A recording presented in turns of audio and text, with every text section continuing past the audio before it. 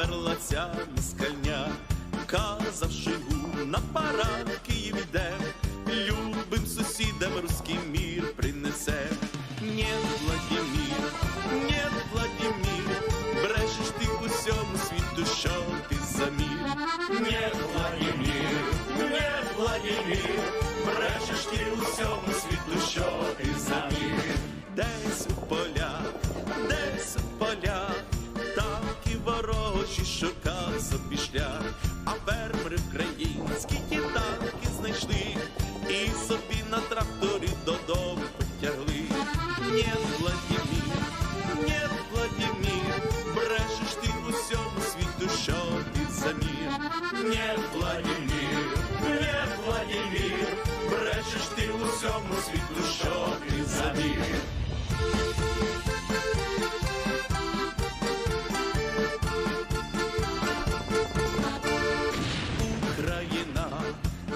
Україна засіває в землю руські добрива. Каже Пісков, що потерь у нас нет, з неба летить вам Байрактара привет. Нет, Владимир, нет, Владимир, брешеш ти усьому світу, що ти за мир. Нет, Владимир, нет, Владимир, брешеш ти усьому світу, що ти за мир. Україна стала до бою і міцна, як стіна. Б'є ЗСУ, артилерія б'є, жоден москаль у наш дім не зайде. Нет, Владимир, нет, Владимир, брешеш ти усьому світу, що ти за мир. Нет, Владимир, нет, Владимир, брешеш ти усьому світу, що ти за мир. Нет, Владимир, нет, Владимир, брешеш ти усьому світу, що ти за мир. Нет, Владимир, нет, Владимир, брешеш ти усьому світу, що ти за мир.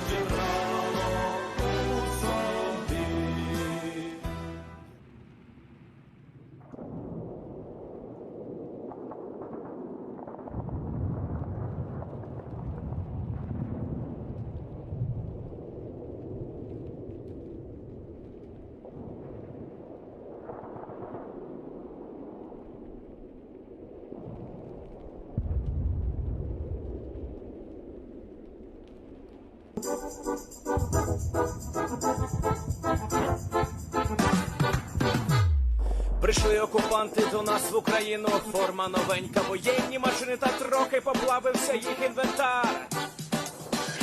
Байрактар, Байрактар.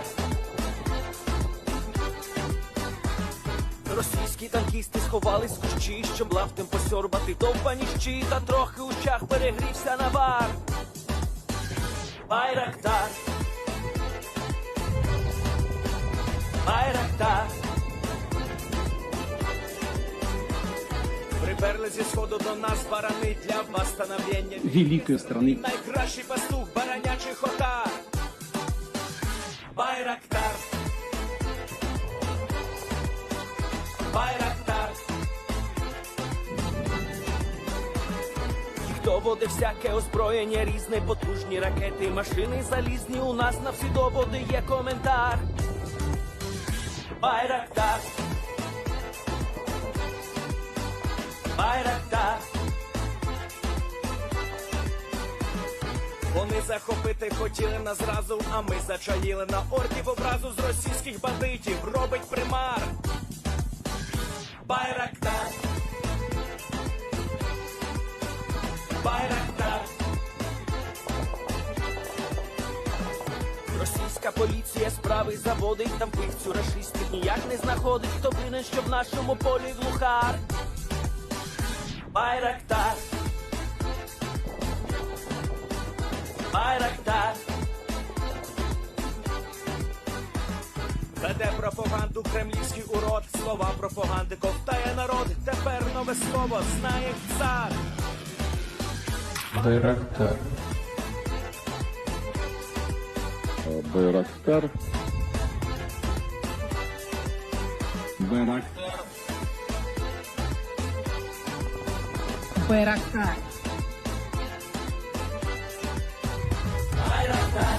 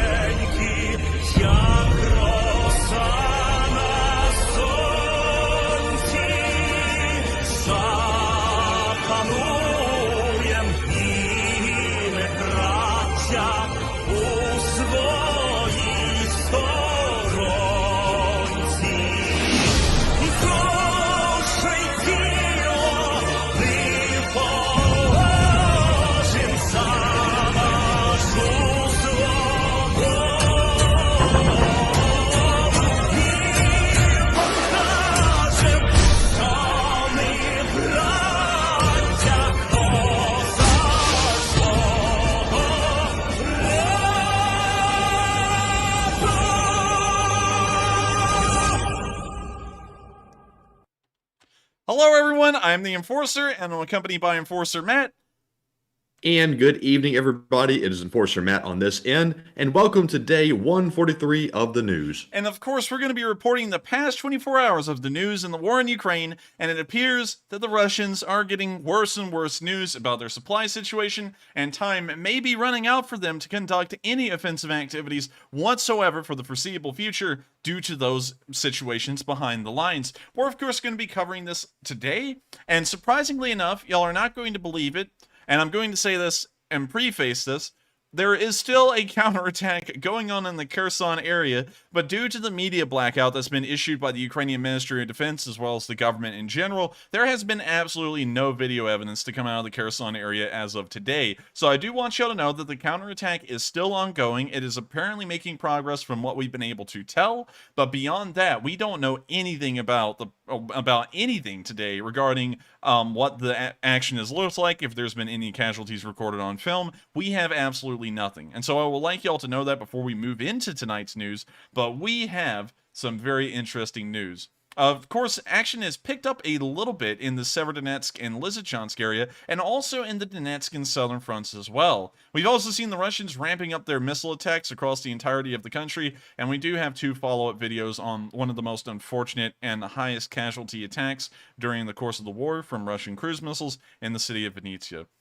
We will, of course, be covering that later on tonight, and with that in mind, let's talk about our schedule for the night. Starting off, we're going to be starting off with our location unknowns.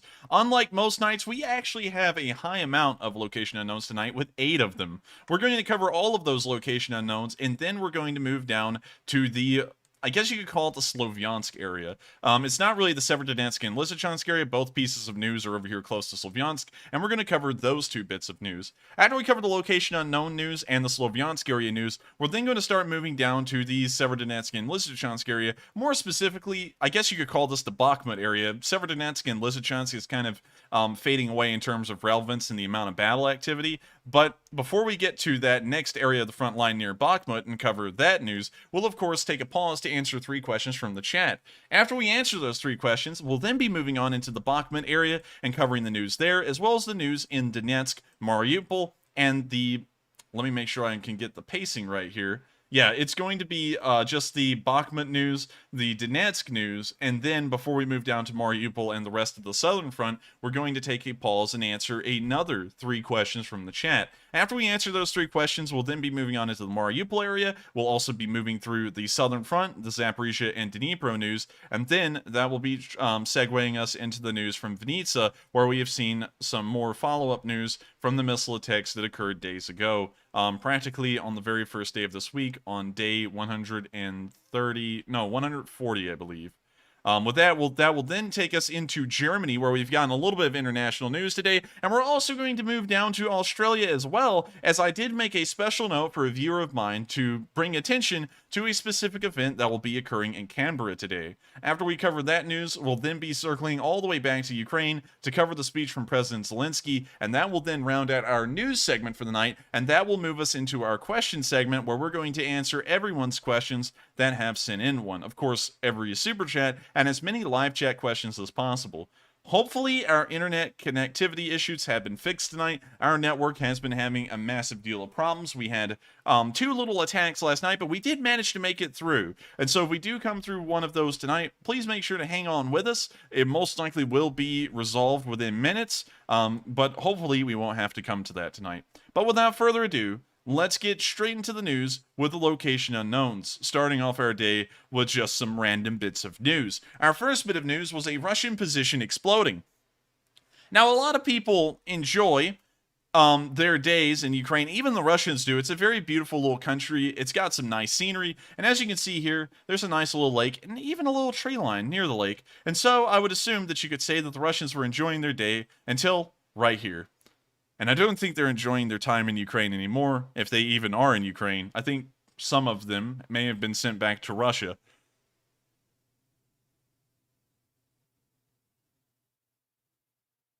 I don't know what blew up right there. I'm assuming it was some kind of a small ammo depot, but the explosion wasn't really fiery. It's more of a yellowish orange hue, which is usually indicative of some kind of a nitric acid explosion. But then again, there was no nitric acid silo there where that explosion occurred, right there. And so I don't know what that is, but it was definitely a significant explosion, causing a decent amount of casualties on the Russians, or at least knocking out their supplies, which I guess you could consider casualties in its own right. So hopefully that has hindered the Russians in the area where this occurred, and once again, it's great to see that the Ukrainian artillery is a one-shot machine. We didn't see a single ranging shot in this video. It was just that one single shot landed right on the depot and wiped it out. We don't even see the crater marks of other artillery shells that have landed in the area before this video. And so another excellent shot by the Ukrainian artillery, and they are showing, once again, the excellence worldwide of their artillery systems and how accurate they are. I actually am going to tell y'all something a little interesting. I know I say I never watch mainstream news, but tonight I did watch about 10 minutes of it while I was grabbing some coffee upstairs before I came back down into the basement to start running the stream. And something interesting I watched was the BBC, which is a British news network channel. And they were talking about the war in Ukraine. And they were saying, almost 5 months into this war, the Ukrainians are having to learn a new way to fight. And real quick, I just saw that it said the stream may be running into some connectivity issues, so let me check. It does look a little low, but it doesn't look like it's going to stop everything. Just want to make sure there. But they said the Ukrainians are having to learn a new doctrine, a Western doctrine, and in the middle of the war, they're having to learn how to become more accurate with their fire. And when I heard that, I was like, are you kidding me? Because we've been here since day one, and we've literally seen the Ukrainians set the precedent, set the gold standard of artillery accuracy since the very first day. And so I don't even know where they're coming from with that. It doesn't make any sense because they've already learned how to accurately fire artillery. It's just a matter of refining that skill at this point. But we can see artillery in action here, once again hitting on the first shot, which shows that the Ukrainians aren't learning how to be accurate. They are inherently accurate with the artillery. With that, we're now going to be moving on to our next bit of news, where we can then see a Ukrainian soldier getting swole. Now, I don't know if this is something specifically special, but I guess using a trench as a gym is. And so with that, here's the video, and I did find it a little bit interesting that apparently some Ukrainian soldiers are still doing workouts in the trenches. When you see them here using the staircases in the trench, and I'm not really into the exercise stuff, but once again, I'm into the trench. Look at how cleanly this trench was made. And we don't really see any excavator marks. I mean, you do see the occasional little rut in the wall here and there, but it largely looks like this was dug by hand. And I don't know, I may be wrong with that. Maybe they used, I don't know how they would have used an excavator. I just don't really know. But another thing that's very cool is that they use ammo crates as steps, which is a very smart idea. Some of y'all may not know it, but making stairs is one of the most difficult things to do in the real world. And in the Victorian era, poor people at the time usually could not afford to have a actual experienced carpenter come in and make their stairs. And so usually they were uneven, and a lot of people would kill themselves by tripping over stairs and breaking their necks and such things. But real quick, now it says the stream's getting no data, so let me check that. No, the stream looks like it's running okay. Just making sure we're not having any connectivity issues tonight. But still, it's very interesting that they're using the ammo crates as stairs, and that's a really smart way to have even height steps. But with that, we're going to let the video continue. You can now see him hopping on and off the steps. We now see him doing some push-ups, or jumping push-ups. I was never really one to exercise in school, just being honest with y'all. You now see him doing some high kicks, I guess. I'm not really, and once again, I'm probably way more wrong with this than identifying tanks or anything like that. If it's one thing I don't know about, it's exercise. And now we can see him doing something to the armored vest. We can now see him doing some kind of a sit-up. And we now see him walking off at the end of the video. It's really interesting to see that soldiers are still exercising in the fields, in the trenches. It is, of course, important to make sure that you are in good physical shape and physically fit in a war. But it was just very interesting, really, to see the outline of this trench. And even at the end of this video, you can see right down here where my mouse cursor is circling, that those two little steps of the ammo crates weren't the only ones. There's apparently 3 additional ones that make up the rest of almost an entire staircase that they've made in this trench. And so pretty interesting to see. Hopefully our connectivity issues will sort themselves out real soon. And I'm just wanting to check, Matthew, is everything fine on your end with the stream? So on my end, it's fine, and it also looks like you're coming through loud and clear on my stream as well. All right, just making sure before we move on. And with that, we're now going to move on to the next bit of news where we can then see a dog hiding from the artillery. And I gotta say, this was a smart dog. The artillery is raining in outside, and you can see that the Ukrainians had closed the door here at the very start of the video to their little basement bomb shelter, I guess you could say, in a village. A dog, however, outside decided that it too wanted in on the comfort and protection of the bomb shelter, and so it decided to push its way in through the door. The soldier closed it behind it, and another dog was saved from the shelling outside. Pretty good to see, and once again, notice the like tenacity the dog's got to actually barge through the door and make its way in. Boom. It's in, and it's safe. It's a great little video to see. Of course, the dogs are cute, and it's good to know that the Ukrainians didn't just, like, keep the door open and try and shove the dog back out and then close the door on them. And so it's good to see that the Ukrainians are still taking care of pets all around the country, wherever they may find them. And of course, it's good to know that that dog was saved from the artillery shelling outside. Other dogs and some people are not as fortunate during Russian bombardments like that. With that, we're now going to be moving on to the next bit of Location Unknown news, where we can see tomfoolery of the highest order. And this came from the Ukrainians. And I have to show you all this because it is crazy the amount of tomfoolery they went through. And so here's the video. I'm going to see. I think that's not copyrighted. So I'm going to play the song. If it's copyrighted, I'll just take the copyright. But then again, people will run ads on this stream, and that's what I hate. But anyways, we're going to run the video with the song. What is that? One second. I've got to stream this to Matthew. Because I think he too would be interested in seeing that live. So you should... Oh, I popped over to OBS again. You should be able to see this now, Matthew. And what is that thing? It looks like a beaver. It's a Loch Ness monster or something. Yeah, it's like solid black. It's like someone covered it in printer ink. It's like the whole like little ditch over here is full of printer ink. Play that again. Oh my goodness. A gopher or something, like seriously, maybe a beaver. So everyone's saying a beaver. I think it's definitely a beaver. I've just never seen one covered in like printer ink before. So that's kind of new. You can see the dog's scared of it too. Now we see a soldier tripping.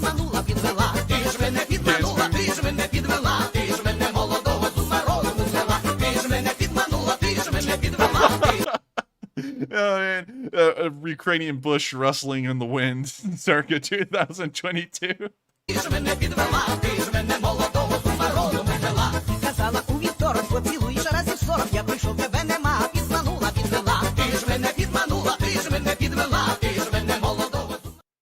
Just a funny video, of course, just tomfoolery, and the Ukrainians are just having a good time. It's still good to see that the morale is incredibly high, and I just gotta know, what in the world was this guy in the ghillie suit doing in the middle of the video? Because that was probably the most bizarre thing out of the whole video. Right, well, wait a minute, let me go back a little bit more. Right there.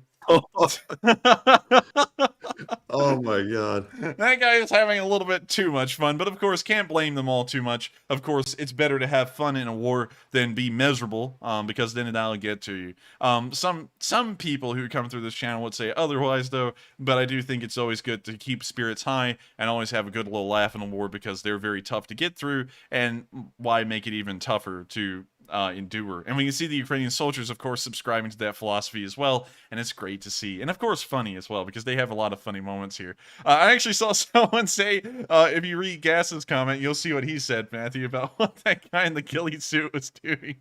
But with that, we're now going to move on to the next bit of Location Unknown news, where we can then see Ukrainian soldiers striving for their life. Luckily, they were able to make it through this before we begin the video without injury. The only thing that happened was that a window on the right side of the car was busted out, but beyond that, they made it through. So you see the Ukrainian soldiers here driving the SUV past the Ukrainian tank, and then artillery shells are coming in all around the car, and they're speeding up and trying to get down the road as fast as possible to get out of this area. But right here, you'll see the window come flying in from the explosion that happened so close to the car, it busted out the window. Luckily, no one was injured, of course, once again, but that was definitely a harrowing video, and you know it must have been incredibly stressful to the Ukrainians inside of that car, with shells landing all around their car, and their car could be the next thing hit. With that, we're now going to be moving on to the next bit of location unknown news, where we can then see a Stugna. We haven't seen these in a long time, and I made sure to include this tonight because Stugna videos have largely been cut out of this channel.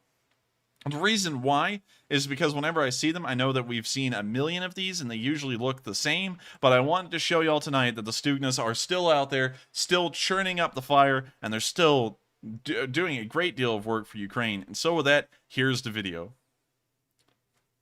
Let me see if it's got music. It does not, so we're actually going to rewind it and start it from the very beginning.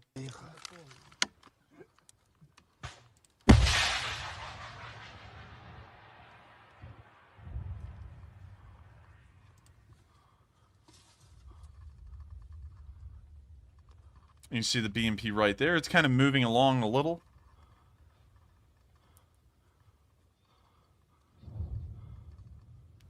It's still on the target, and boop. Yeah. And then we can hear the guy saying yes, which means got it. And you could also see a massive ammunition fire start billowing out of the front of the tank, well, the BMP, letting us know that it was certainly destroyed through and through, and that will be another BMP that can never be used by the Russians again. Once again, a great video to see, and I'm always happy to know that the Russians will be deprived of another APC, another tank, another soldier. Every single weapon and infantry soldier that they are deprived of is one step closer to reaching the end of this war. With that, we're now going to be moving on to the next bit of Location Unknown news, where we can then see a tank-on-tank battle inside Ukraine. It's one of the rare instances where we've seen this. Unfortunately, in this video, we will see the Ukrainian tank lose, but it was not a quick an easy fight for the Russians. The Russians actually outnumbered this Ukrainian tank 3-1, and the Ukrainian tank's only companion was a BTR-82. The Ukrainian tank would put up a good fight for a little bit. It would eventually get knocked out, but the BTR-82 would still continue to fight even long after the Ukrainian tank had been knocked out. And so here is one of the few instances where we've seen a tank-on-tank battle in Ukraine. We can see the Russian tanks down here firing at the Ukrainian tank, which is up here in the tree line.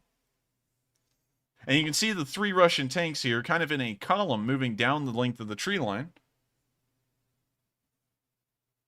And once again, they're firing.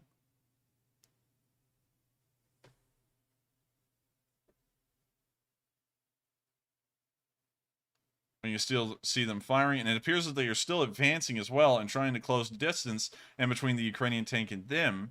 And it appears that they're not really that accurate with the fire. They're kind of just firing sporadically into the tree line where the T-64 could be.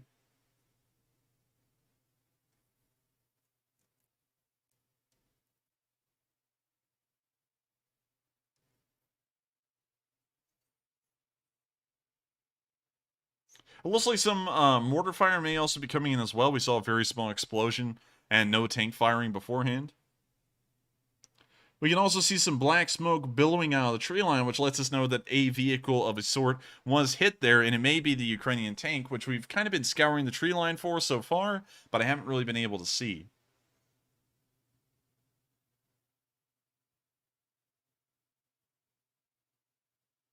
We can now see something moving across the field right here in the open at an incredibly high speed. I think it may be one of the Russian tanks now withdrawing from the area.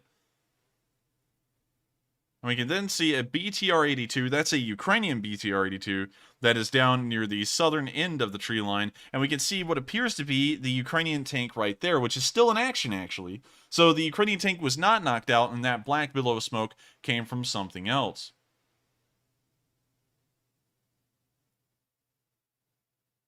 We can now see the tanks facing each other down at an incredibly close distance. We haven't seen either of them fire yet.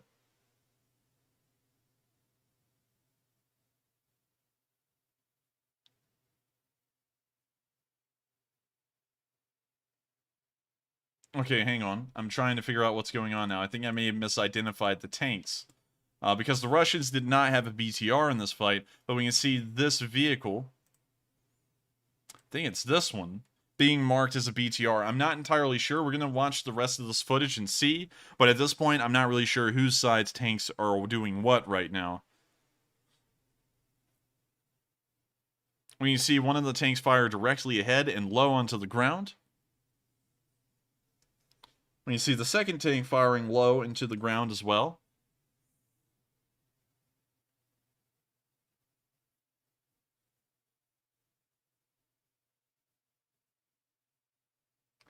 And once again, a third shot's been fired into the ground once more. I think that one may have actually hit one of the vehicles, although we can't really tell for certain right now.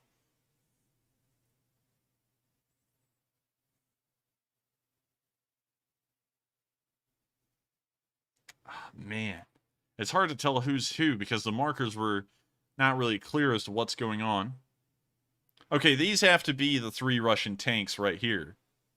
So the Ukrainian tank is down here on the road, right in front of them, and that must have been the BTR, which has now been knocked out.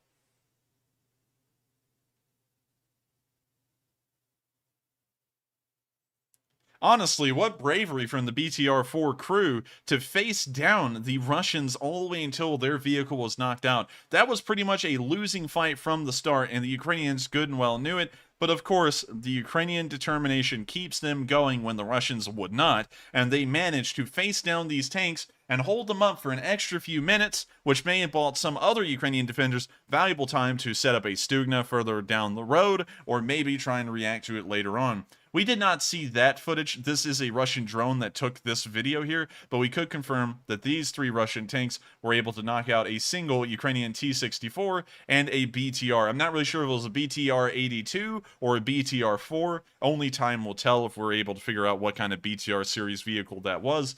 But I would have to say that that is an impressive ratio that the Russians have to field to be able to knock out a Ukrainian force. One Ukrainian tank can actually hold up 3 Russian tanks for a pretty long while. And so with that, that's the end of this little video, but an interesting one at that. And also notice that the Russian tanks, although it is the summer month, the ground is dry, and so they can disperse into a wider formation, drove in a column the entire time and fired from directly behind each other. That was an interesting thing to note right there, because that may be showing that these Russian tank crews that are manning these tanks are very inexperienced and may not know about normal tank formations, and so they're just driving in a column to make sure they stay behind their lead vehicle. That may also suggest that their radios are not operational, and so they're just following behind the lead tank, much like a T-34 would have done in World War II. If y'all didn't know, T-34s back in the Second World War did not have radios. They actually used flags to communicate to each other, which they would stick out of the tank's hatches on the turret, and that would let the commanders talk to every other tank, but that was incredibly difficult to do, especially during a battle.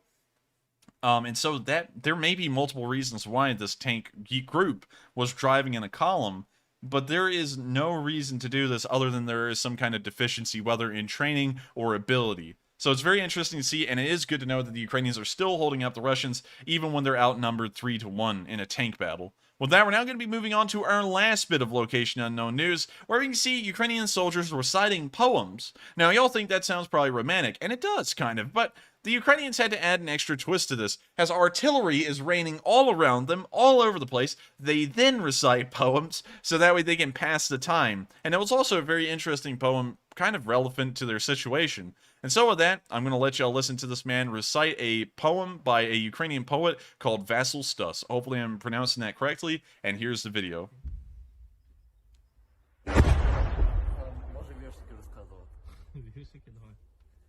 Терпи, терпи, терпець тебе шліфує. Столи твій дух, тож терпи, терпи. Ніхто тебе з недолі не врятує, ніхто не зіб'є з власної тропи. Стій і стій, і стій допоки склону, допоки світло, сонце, стій і стій. Хай шлях вибирає пеклячі полону. Усе пойди і витерпіть змій. Таруй той шлях, то що ти їм назвався, то що прорік тебе на віки вік. До нього змалку ти заповідався, до нього сам Господь тебе прорік. Слова Господь прорік, мав би бути прильот. And that's the end of the video, but what a nice little poem and a great way to pass the time even under artillery fire. And if you notice, there wasn't any shakiness or panic in his voice. He was rather calm, as the shells were just landing dozens of yards away by the sound of it. And so with that, that is the end of our little bit of Location Unknown news. But before we go into a question segment, we've actually still got news to cover. So for those of y'all who can't stand question segments, we still got a little bit in the segment. Moving on down past the Kharkiv area, we have not heard any offensive or defensive actions happening in this area as of today. As far as we know, the front line has gone completely stagnant from Kharkiv all the way down to the Balaklia and Izium area, and as far as we know, it will most likely remain that way throughout the duration of the war due to supply issues and also the Russians not having the logistical, or I guess you could say doctrinal abilities to be able to supply multiple fronts and multiple offensives at the same time. And so these front lines will most likely remain stagnant until the end of the war, or they'll remain stagnant until the Ukrainians push the Russians back out. With that, we're now going to be moving down into the Sloviansk area, where we've seen near the cave monastery that the 80th Brigade has hit a moving vehicle today with a Stugna. Here's the video. It is a little bit different from the last one, and this does give us multiple Stugna videos to watch today. Of course, fun, as always. We can see the Stugna traveling on its way towards the target, and you can see the Russian APC or tank right there. The Stugna then slams into the side of the tank. And when I say side, I mean the side, one of the weaker parts. You can see it hit. And considering that a Stugna slammed into the direct side of a Russian tank, we do not really have to see the brew up, the, I guess you could say, ensuing brew up to confirm that the tank has been knocked out. A hit on the side of a Russian tank by a Stugna automatically knocks that tank out. There's no way that it could have deflected that shot or protected itself from it. And so with that, great to see the 80th Brigade is still carrying out, I guess you could say, defensive actions in the area and still knocking out Russian vehicles whenever the opportunity arises. With that, we're now going to be moving on to some footage that was a little bit confusing and the marker is not accurate whatsoever. We heard that there was artillery action by Kraken today somewhere in the area, but they said that the location was in Bila-Orivka, northeast of Liman, but I could not find Bila-Orivka on the map earlier that was northeast of Liman, unless if I was to go way off into the distance and not northeast either. I could not find it. So the marker is not accurate, but this did occur somewhere around Liman, we're assuming. So with that, here's the video. Hopefully it doesn't have music. It's got music. Sorry about that, everyone. We can see the Ukrainian artillery coming in, of course, by the Kraken unit, and we can see the Russians, and notice this was a very interesting thing to note. We can see Russians running into this building here, and I think that gave the artillery spotters an idea to adjust their fire to that building, because why would the Russians be running into it if there wasn't something already there? And so they began to fire artillery in that direction. We can also see thick black smoke emanating from one of the other buildings in the compound right there, showing us that some kind of vehicle or some kind of fuel tank had been hit. We can now see a KAMAZ truck burning inside of the tree line, and what appears to be Ukrainian soldiers moving around in a destroyed village. We can now see a large Russian column moving down the road, and soldiers as well. We see a dog following the Ukrainians, and now a firefight's begun. Let's go back and try and find out who was who.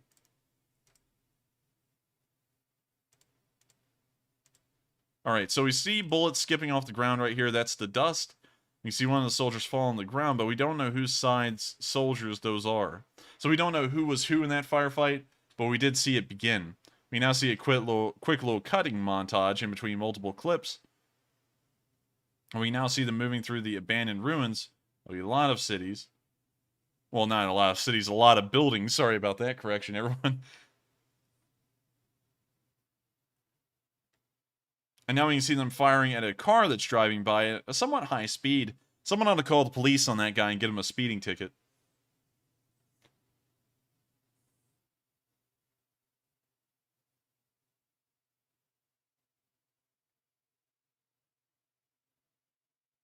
We can see that the footage is a little bit of a low frame rate. That's nothing on my end. Apparently, that's just the video. We now see it cut to a armored car of a sort, and soldiers were running out to it in the street, but I think that that was not a Ukrainian armored car. That may have been a Russian one. We now see artillery coming in the village that these Ukrainian soldiers are at. And we can also see a Russian on the ground. We can actually see that the Ukrainian unit took some Russian prisoners.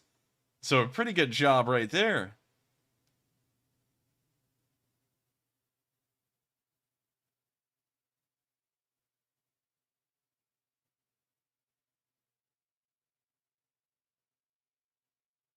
We now see them loading them into the back of a BMP. some more firefight footage. We can see a fire burning somewhere in the foliage.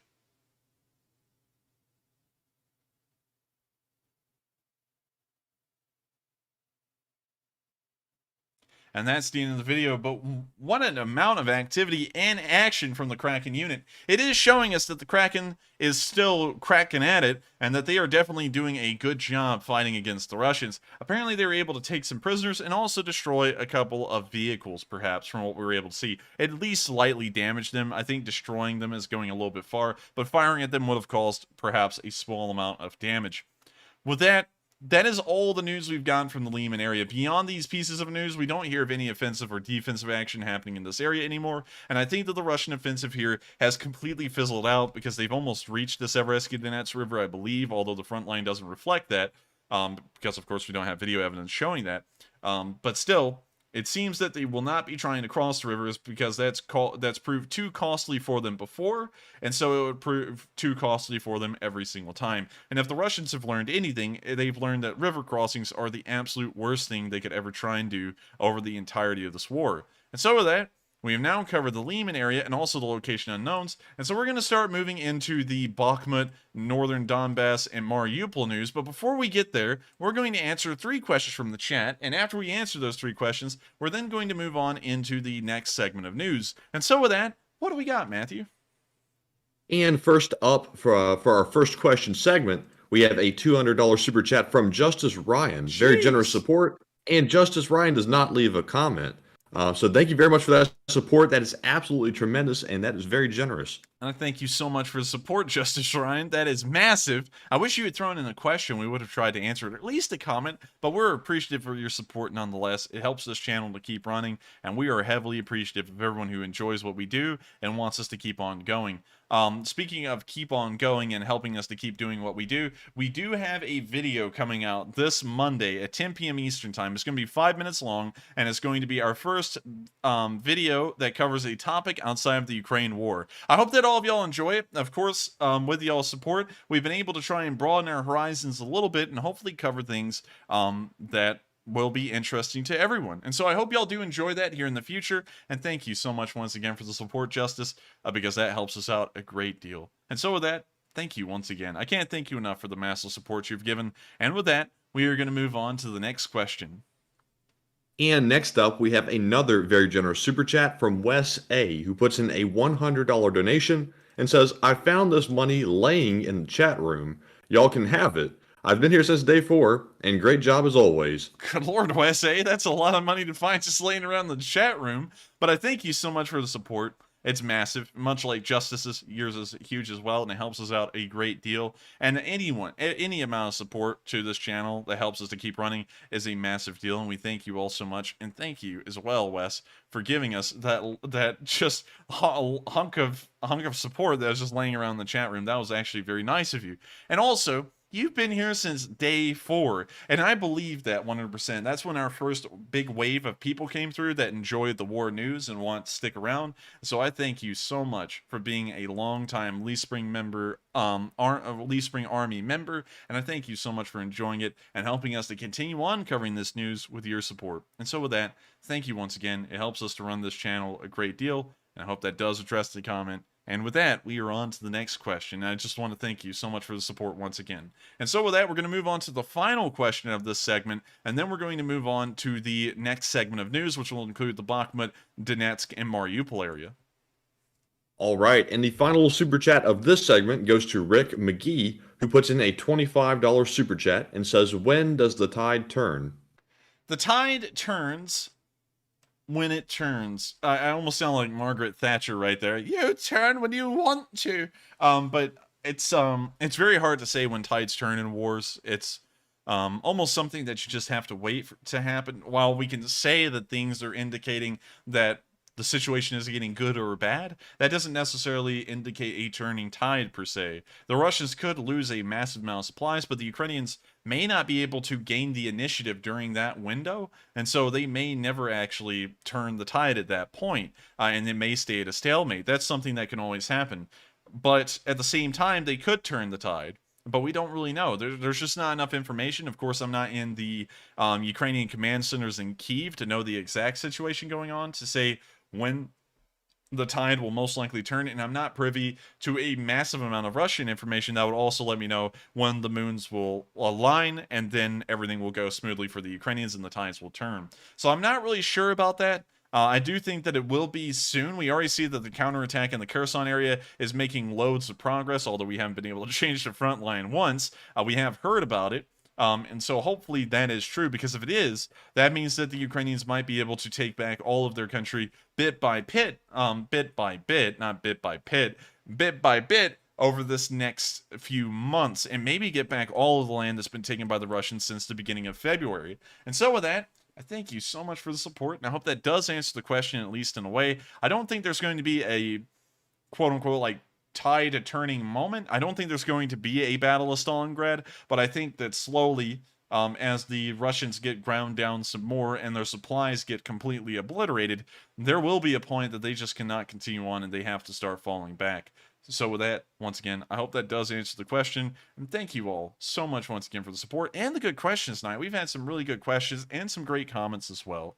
And so with that, we have now reached the end of this question segment, and we're now going to be moving on into the Bakhmut, Donetsk, and also Mariupol region. Also, just for those of you all to know, right now, and I don't really comment on this often anymore because it's just a fact of life for me, but today is a special exception. I feel like I'm living in a fever dream right now because I've had so little sleep. I had about 4 hours of sleep last night, and I've drank nitro cold brew, and I was exhausted beforehand, and now drinking nitro cold brew makes me feel like I'm living in a dream right now. So sorry if I do seem like I'm trying to collect my thoughts and stuff, because I actually am. So just wanting y'all to know that, just in case if there's a bit of a drop in the commentary quality, that's the reason why. And I'm wanting to catch that while I feel myself slipping out of my body and up towards the heavens. And so with that, we're now going to move on to our next segment of news in the Bakhmut, Donetsk, and Mariupol area, starting off with the area around Severodonetsk and Lysychansk. Also, before we move on, let me just check to make sure our connectivity is okay. It looks like our stream is doing a little bit of fluttering right now. I'm sorry if y'all are seeing that. We are keeping an eye on it, and hopefully it will fix itself. So if you're running into some connectivity issues, just kind of like weather them through. They should improve here in a bit. But with that, we are now going to move on. In the Severodonetsk and Lysychansk area, we have not really heard a massive amount of news as of today. In fact, the entire front line has completely ground to a halt in this area as far as we can tell. Once again, this was coinciding with Putin saying that these forces, of course, have achieved a massive victory, and for that, we're no longer going to pursue an offensive. We say we won with a crushing victory. We're just going to let them rest and not pursue this open gap in the Ukrainian defenses, which lets us know that those units were close to collapse. And so we have not seen any more offensive actions in the area from the Severodonetsk and Lysychansk area, and I don't think we will for some time. Also, due to the HIMARS now being in the country and destroying massive amounts of supply depots, we have heard rumors that the Russians are now moving the supplies straight from the railheads to the front lines directly, and this is complicating their supply lines a great deal. Once again, this is all rumors, so take it with a grain of salt, but it's complicating their supply lines to a great deal because now trucks are having to travel over a much longer distance, and now that artillery is being put into direct jeopardy just by normal frontline activities, and it has no protection whatsoever from the conventional MLRS attack from a BM-21 Grad or something similar. Of course, we're looking into that news and we're trying to see if there is any validity to it, but by and large, the HIMARS is wreaking havoc on everything behind the lines, so we may see the Severodonetsk and Lysychansk area halt for an incredibly long amount of time. But with that, we did get one bit of news near the Mykolaiv area, where we saw the Ukrainians using a Kornet. Now, the Ukrainians have had, I believe, none of these. We'll actually pull that up, Kornet, ATGM. And let's see if the Ukrainians were using these before the war. Let's see. Let's see. Okay, so here's all of the operators of the Kornet in blue. Interestingly enough, the Greeks use a Kornet, and they're a NATO country, so I don't know how they got a hold of a Kornet. That's kind of a weird thing, but we'll probably look into that at another time. But we see that Ukraine is gray, and so the only way that they have a Kornet is that they captured it from the Russian forces and also captured some intact ammunition with it. And apparently we saw that happen today, as for the first time on video, we saw the Ukrainians firing a Kornet ATGM. And then it fires right here. And then the ATGM travels on its way, hopefully towards an unsuspecting Russian target, which looks like it was right down there. Not too far away, actually. We don't know the damage that was caused to that vehicle. We're not even sure if the Kornet is an effective ATGM. And also a glaring flaw to the Kornet that the Stugna does not have, although they're fairly similar in their design, is that the Kornet has to have the operator actually under the launcher itself, and so the launcher and the personnel using it are completely exposed in the open, which could lead this ATGM crew to be killed. That's one thing that I am seeing that's a glaring disadvantage over the Stugna. We'll actually pull up the Kornet again and see when this thing was introduced into service to see if it's a similar time as the Stugna. It's been in service since 1998, but when was the Stugna put into service so that we can get a comparison? So the Stugna was put into service in 2011, so it does have around a 12-year advantage over the Kornet, but still at that, I mean, like, that's kind of pitiful that this is one of the best Russian ATGM systems out there, one of the most modern, and it looks incredibly dated compared to a Stugna. And so while it's cool to see that the Ukrainians are using captured equipment, I do hope that they largely stay to Stugnas, because I think that they're much safer for the crews, and I think that it's not just an opinion there, it's more of a fact, considering that the crew can be behind cover and out of sight of enemy vehicles. And so with that, we're now going to be moving out of the Severodonetsk and Lysychansk area rather quickly today, as there's just not a lot of news to cover from this area. It's almost fallen completely silent. And we're now going to be moving down to the Bakhmut and Svitlodarsk area. We've seen today in Bakhmut another artillery barrage has once again rocked the city from the Russian side, but Bakhmut does hold on, and we can see the civilians walking around the streets right after another attack had taken place. And so here's this short clip.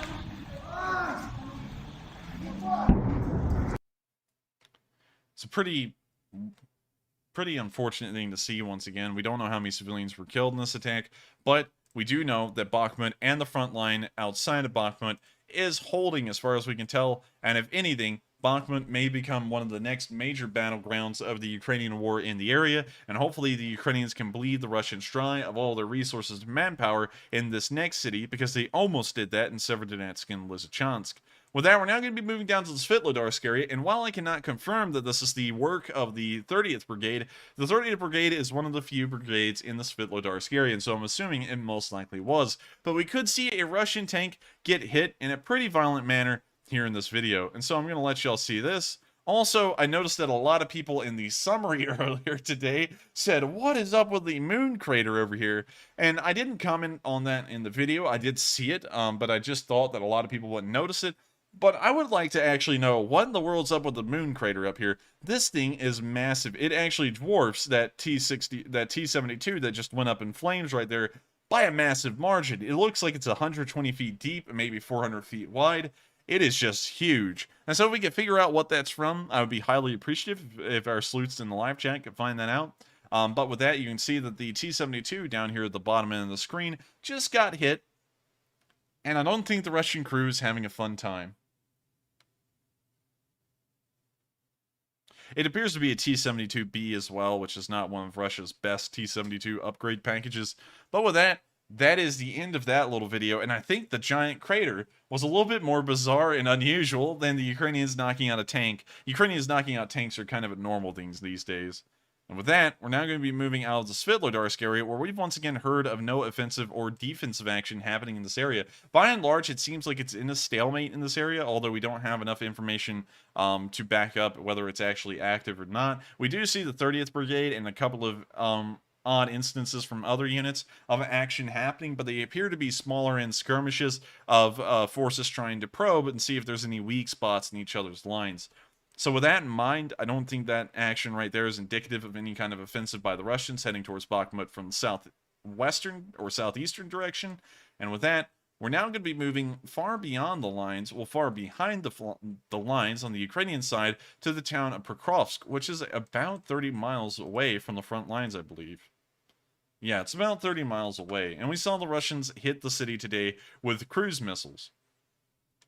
The Ukrainians actually made a lengthy video on this specific incident, and so I'm going to let y'all watch it and not really provide a lot of commentary, as there is text-to-speech in the video, which explains a large amount of it. And so without further ado, here's the video.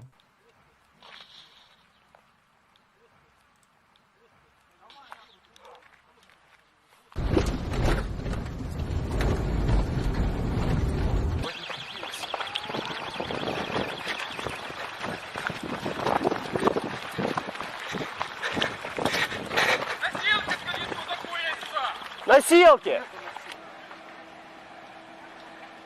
We can now see a fire. We can see them also carrying out what appears to be a makeshift stretcher with someone in it. Кому скоро? Сань, скорую. Можешь кому-то маякнуть? Он ранен, убитая!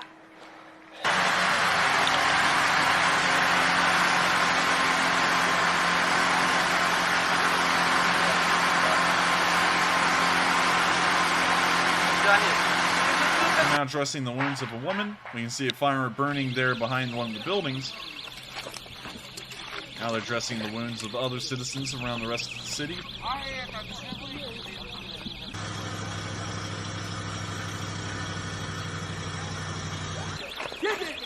Now the police are also stepping in and doing their part as well.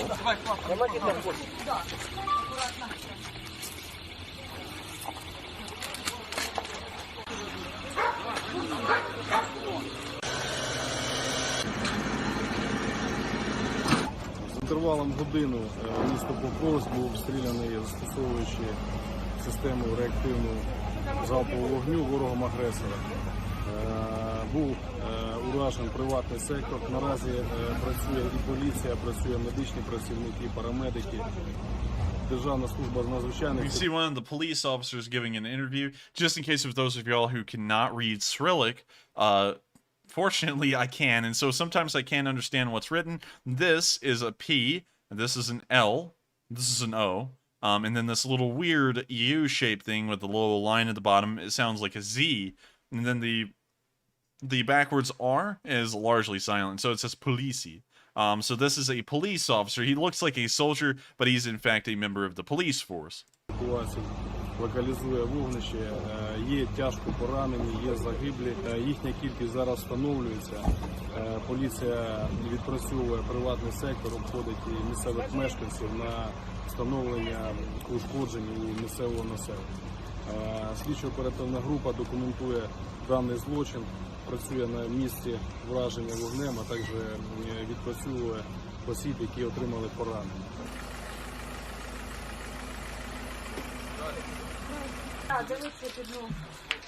We now see them inspecting other houses around the town, making sure that everyone's all right. Ми тільки зайшли в коридор, і це почули хлопок, тільки закрили двері. А з ким ви були там? З жінкою.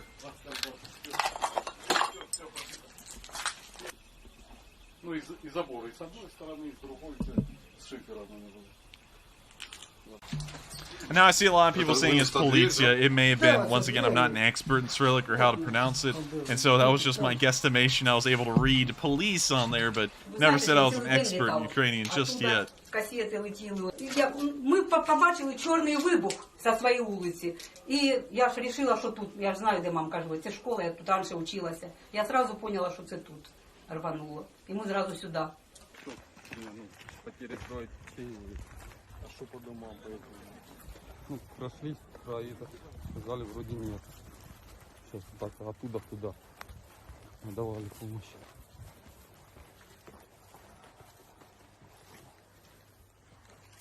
Осколочная, да?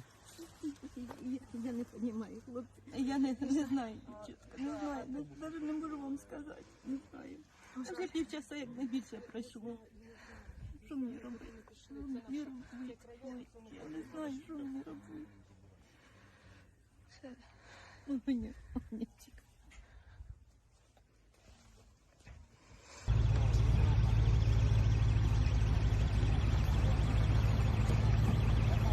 We now see the firefighters arriving as well. We now see them surveying damage around the rest of the city.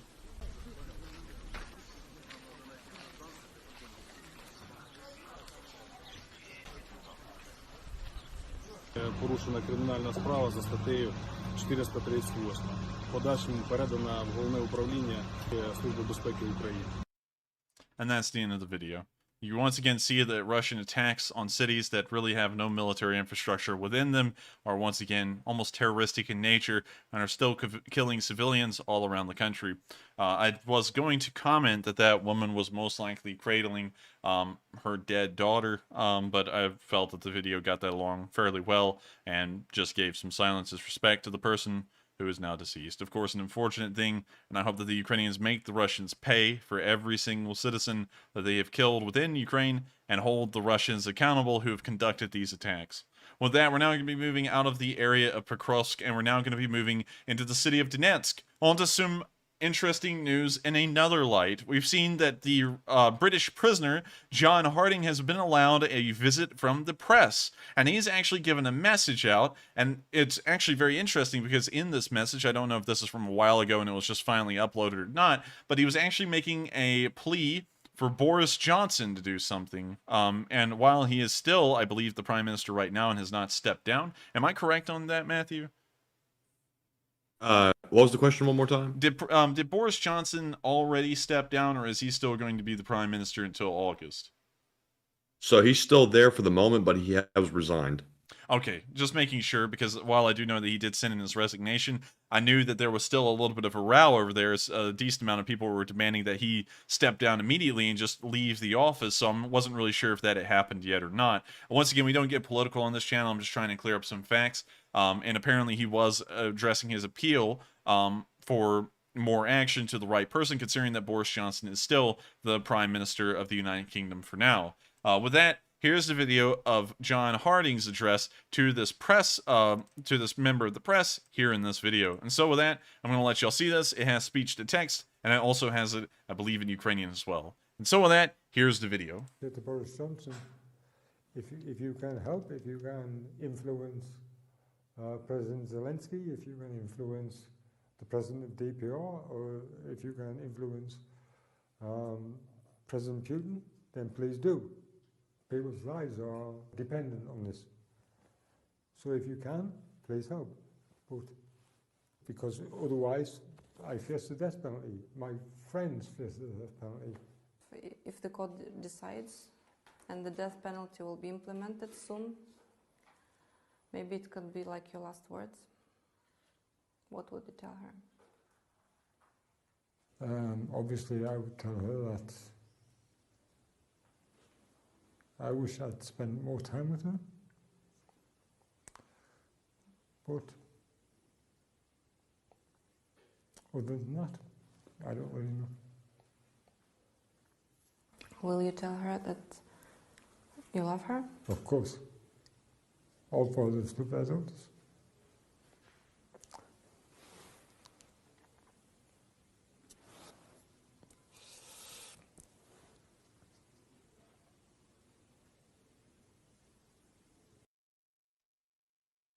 That's the end of the video, and I hope that John Harding, along with the other foreign volunteers that have fought in Ukraine and have unfortunately been captured during the course of the war, can be freed in some kind of a prisoner exchange or some kind of an arrangement. It is absolutely wrong to take these foreign volunteers that have been captured and sentence them all to death as non-combatants. That is a violation of the rules of war. They are combatants, and the Russians are trying to use some kind of a little political loophole by sending them into the DPR and classifying them as non-combatants to be able to put them up for the death penalty. And so in that regard, I hope that if this poor John Harding, along with all of the other foreign volunteers, are executed, that the United States and the rest of the world will double down on the sanctions and make sure to let the Russians know that that will not go unpunished. It is sickening to know that the Russians are getting away with that kind of stuff, sentencing people to the death penalty, and hopefully we will never see it carried out, and hopefully we will see him back in Ukrainian or Western hands in the future. With that, we're now going to be moving down to the village of Mariupol, which has been a large battleground ever since the very start of this war. And we've seen that in most areas where the Russians are not having a good time pushing any kind of offensives or just continuing on any kind of action, they usually pull out the cheaters card, which is a white phosphorus or incendiary attack. And Mariupol is no exception, as over the last night on day 143, we saw incendiary munitions being used over the area of Mariupol. And so with that, here's a video of the white phosphorus being fired down into the area of the village.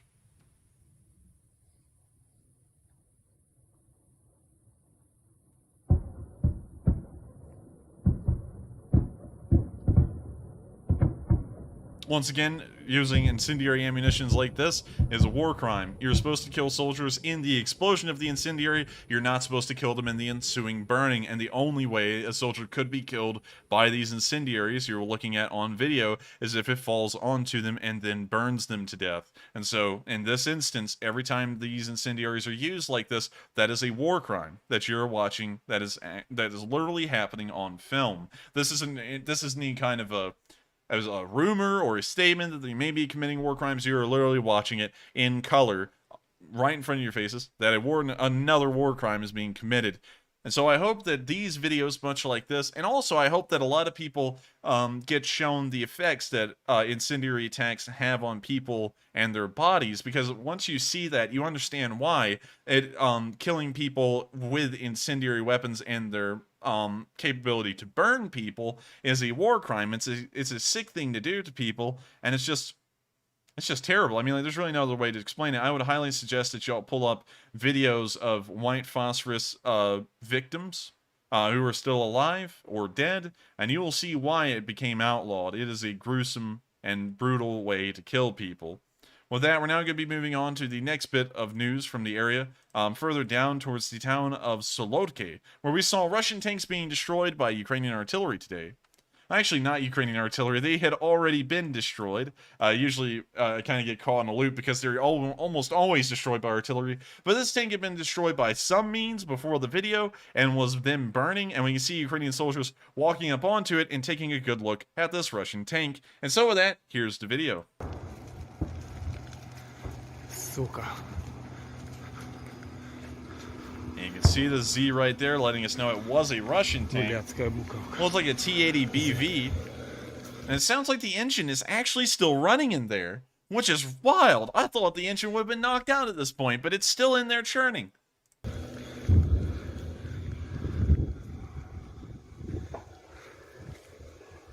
It's good to see that the Ukrainians knocked down another tank in the area, but unfortunately with that tank being knocked out is not indicative of any kind of new action in the area, showing that the Russians are being pushed back or the Russians are pushing forward. As of right now, this entire area is once again in a stalemate, and we don't really see the Russians committing any large offensive actions, most likely due to major supply shortages due to HIMARS missile attacks. With that, we're now going to be moving down to our last bit of... No, correction. We're actually going to be moving into the Mariupol... Wait a minute, no. Let me think. No, actually, yeah, we're supposed to be continuing on, I believe. I'm sorry, y'all. I'm kind of having a brain cramp here, and I'm trying to think of how I laid out the schedule for tonight. Let's see. We cover location unknowns. We cover those two segments. We take a break, answer the questions. After the questions are answered, we move into this area. We move into the Donetsk region, and then we cover Mariupol.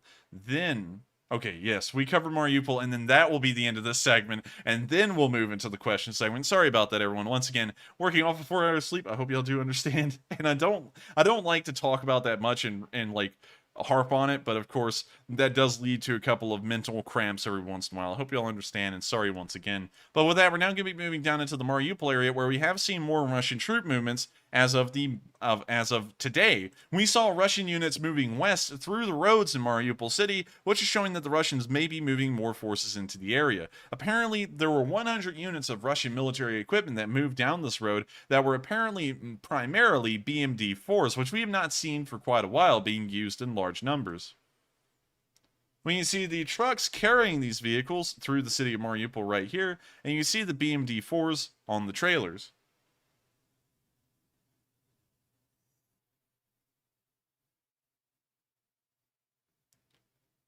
It's an interesting sign.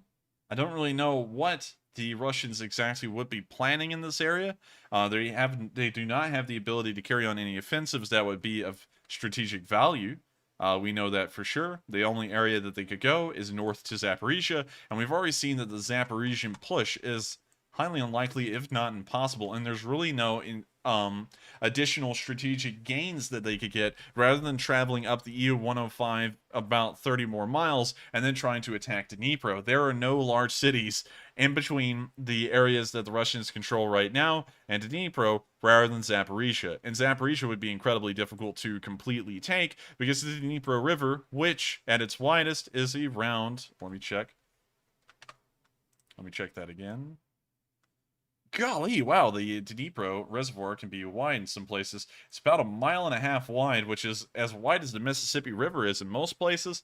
That would almost be impossible for the Russians to cross. And so while they may be able to capture some of Zaporizhzhia, they would never be able to capture all of it. And so that would cause a massive issue, and they most likely would not be able to push north until they fix that problem. And that would probably require them to be pushing from the Kherson area on the other side of the banks of the Dnipro River up towards Kryvyi Rih and then towards Zaporizhzhia, which is impossible at this moment, considering they are being pushed back due to the counterattack. So, and once again, that's all assumptions on my end. They may not be accurate, but that's largely what I'm assuming their battle plans would look like.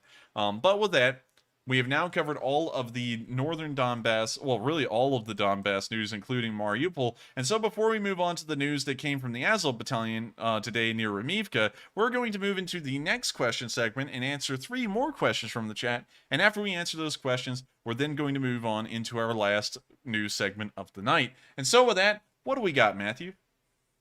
All right. So first up on this segment of the question segment, we have a $24 super chat from Santiago Flores, who says, I am donating in memory of Lisa, and hopefully I can pronounce this properly, Dmitrieva.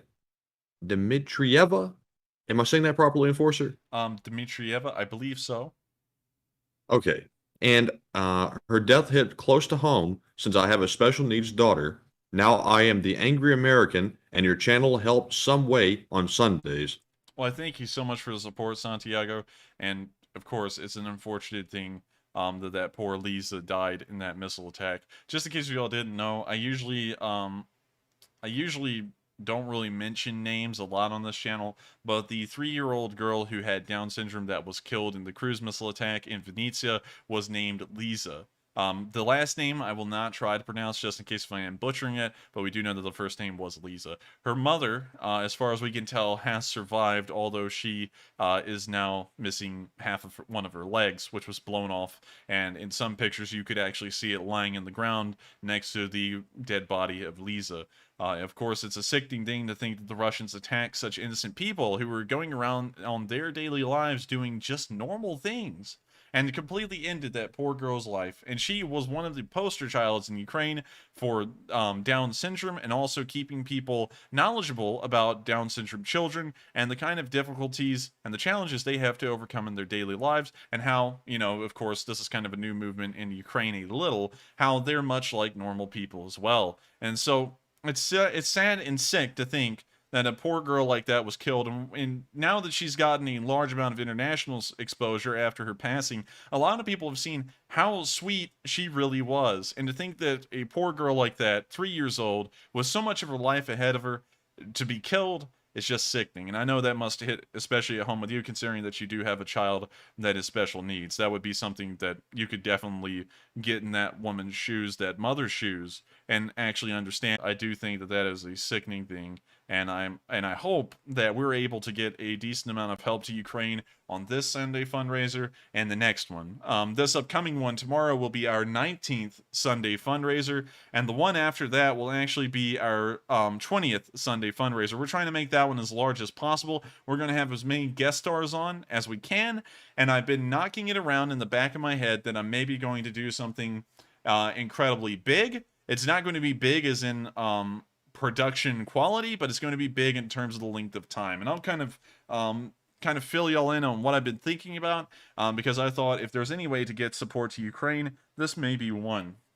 If y'all remember, and just to let y'all know, Mr. Beast is actually kind of a big inspiration to me in the YouTube field. He has been the master of his craft and being able to also help out people in the meantime. And Mr. Beast, if y'all do not remember, early on in his time, when he was starting to grow his YouTube channel, he became known for doing incredibly viral things, like reading the dictionary from start to finish, or something similar, or counting to 100,000, you know, non-stop. And what I was thinking is that I could do something like this. On this upcoming, this next Sunday, the July 24th Sunday, I'm thinking about getting Duolingo on my computer and starting off a stream very early on in the morning and running a stream for 10 hours straight until the one that night on Sunday, and trying to either become a conversationalist in Ukrainian and actually being able to learn Ukrainian in that amount of time in 10 hours, or if I cannot, I'll donate $1,000 to Ukraine once the normal stream at the end of the night starts. That's something that I've been thinking about because I feel like that could become viral, and if I had a fundraiser attached on it at the very start of the day and just kept doing that and it blew up in size, that could be a massive amount of support for Doctors Without Borders, which we have already earmarked as the fundraiser we're going to be doing on July 24th. I've been thinking about that. Hopefully, if that went through, it would be successful, because that could be a massive supporter for this fundraiser and help to get a lot more support to Ukraine. I've been thinking about it. I might do it. But you know, there's a lot to consider. I would have to make sure that I would have to clear out my entire schedule for the day. I would have to figure out stuff with my family, you know, because that's a lot of time to be doing this. But you know, again, I'll just have to see. It is something going on in the back of my head, and so with that, we're going to be moving on to the next question. And with that, thank you once again for the support. And so with that, we are on to the next question. All right. And also, if you haven't already, I do have a poll running. Pretty interesting question there. And I just want to quickly mention something about the polls. Every time I put one up, a lot of people will say, I wanted this option or that option. And sadly, YouTube only allows us to put 4 options on our polls. That is the maximum amount of options they will let us put on there. So I try to put the most popular options, or at least the ones I think people are probably going to choose. But sadly, I could not include a none of the above or all of the above option. So that's just sort of some insight on the polls. So up next, we have a $20 super chat from Edward Curl, who says hi to you both. And hi, Edward. And hey, Edward, how are you doing? And I thank you very much for the support. I hope you enjoy us giving you a little shout out here. And hey to you. And we're, of course, very appreciative for the support.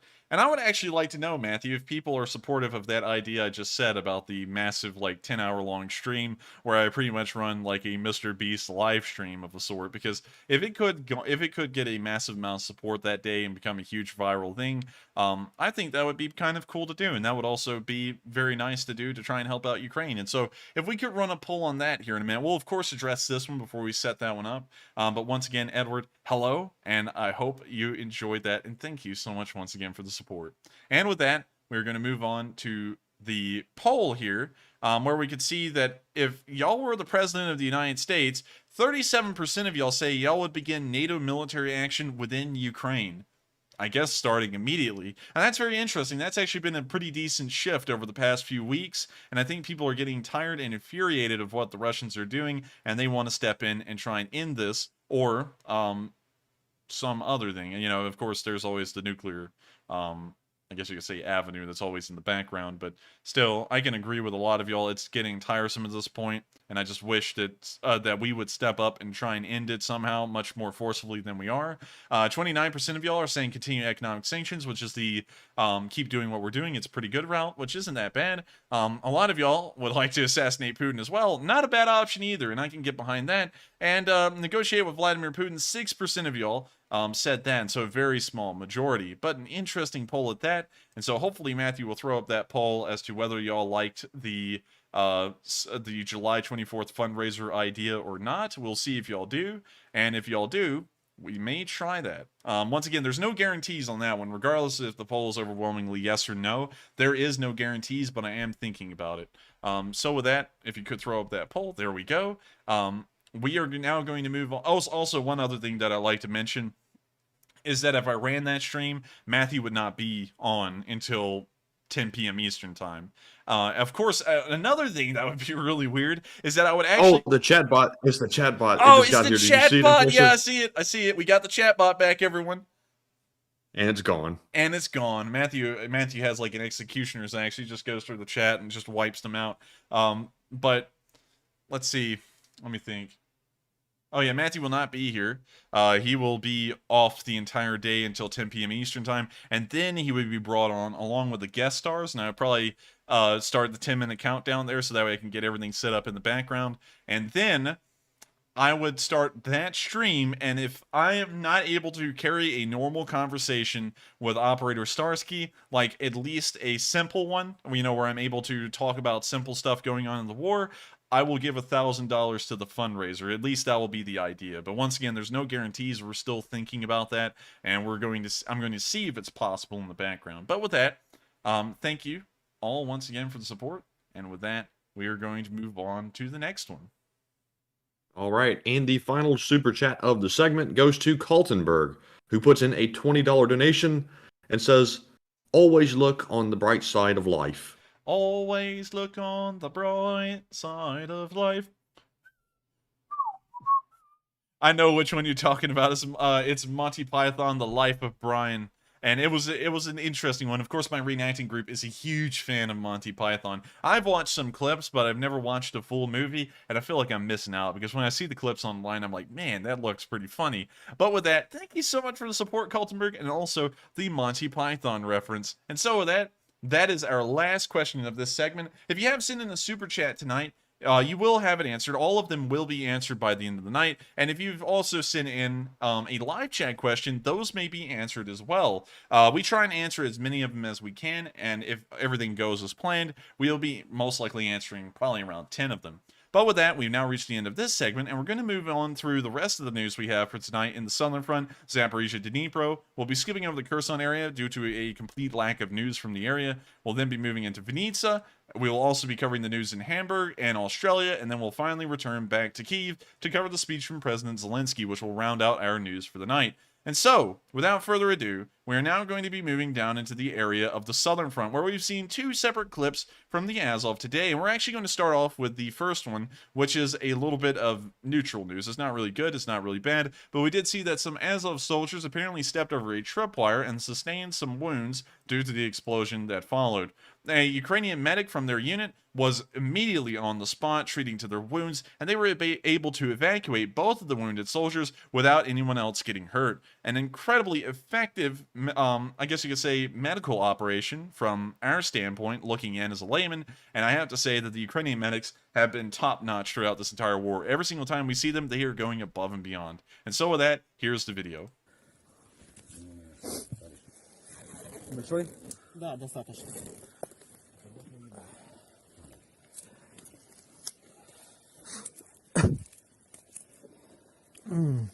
Я тут попускаю чуть. Выше колена и над собой. Икра и выше колена. Правая нога выше колена и икра ножная. Такие штаны порезал. Ты сам себе снимаешь? С 15-го года их тягаю, братан. Чина.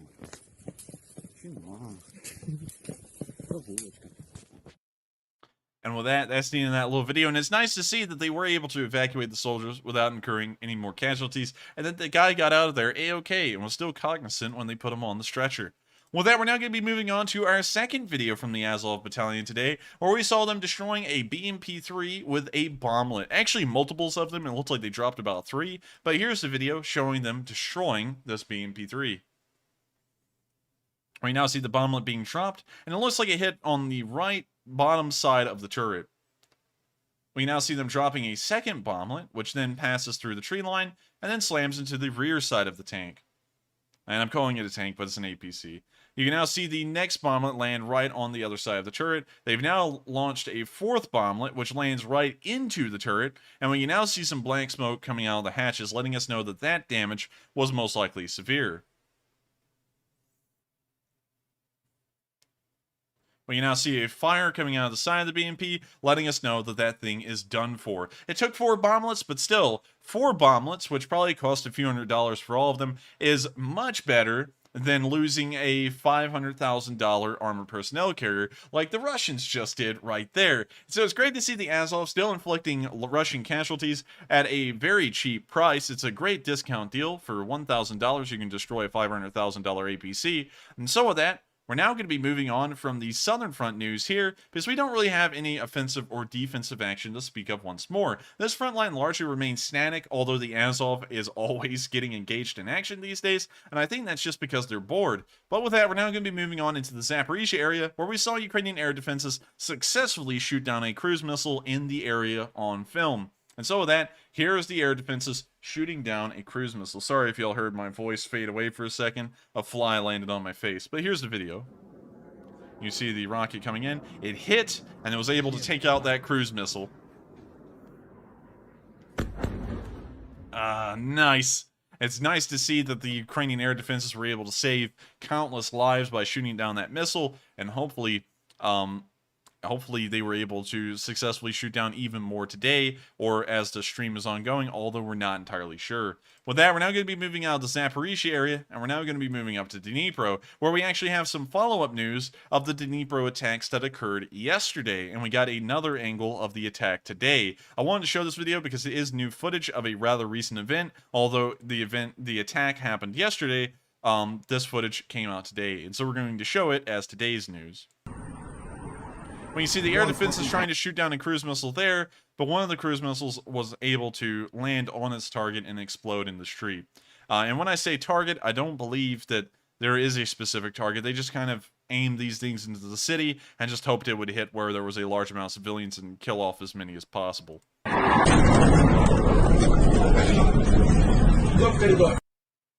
That's the end of the video, but once again, a new angle, a very short one at that, of the cruise missile attacks that occurred the other day. We heard that the Russians were supposedly targeting the rocket propulsion and satellite factory, I believe, that is in Dnipro, but at the same time, that did not look like a rocket propulsion or satellite factory. That looked like a boulevard that was full of houses. And so with that, we're now going to be moving out of the Dnipro area, as we don't really have much news from either of those cities beyond those two attacks.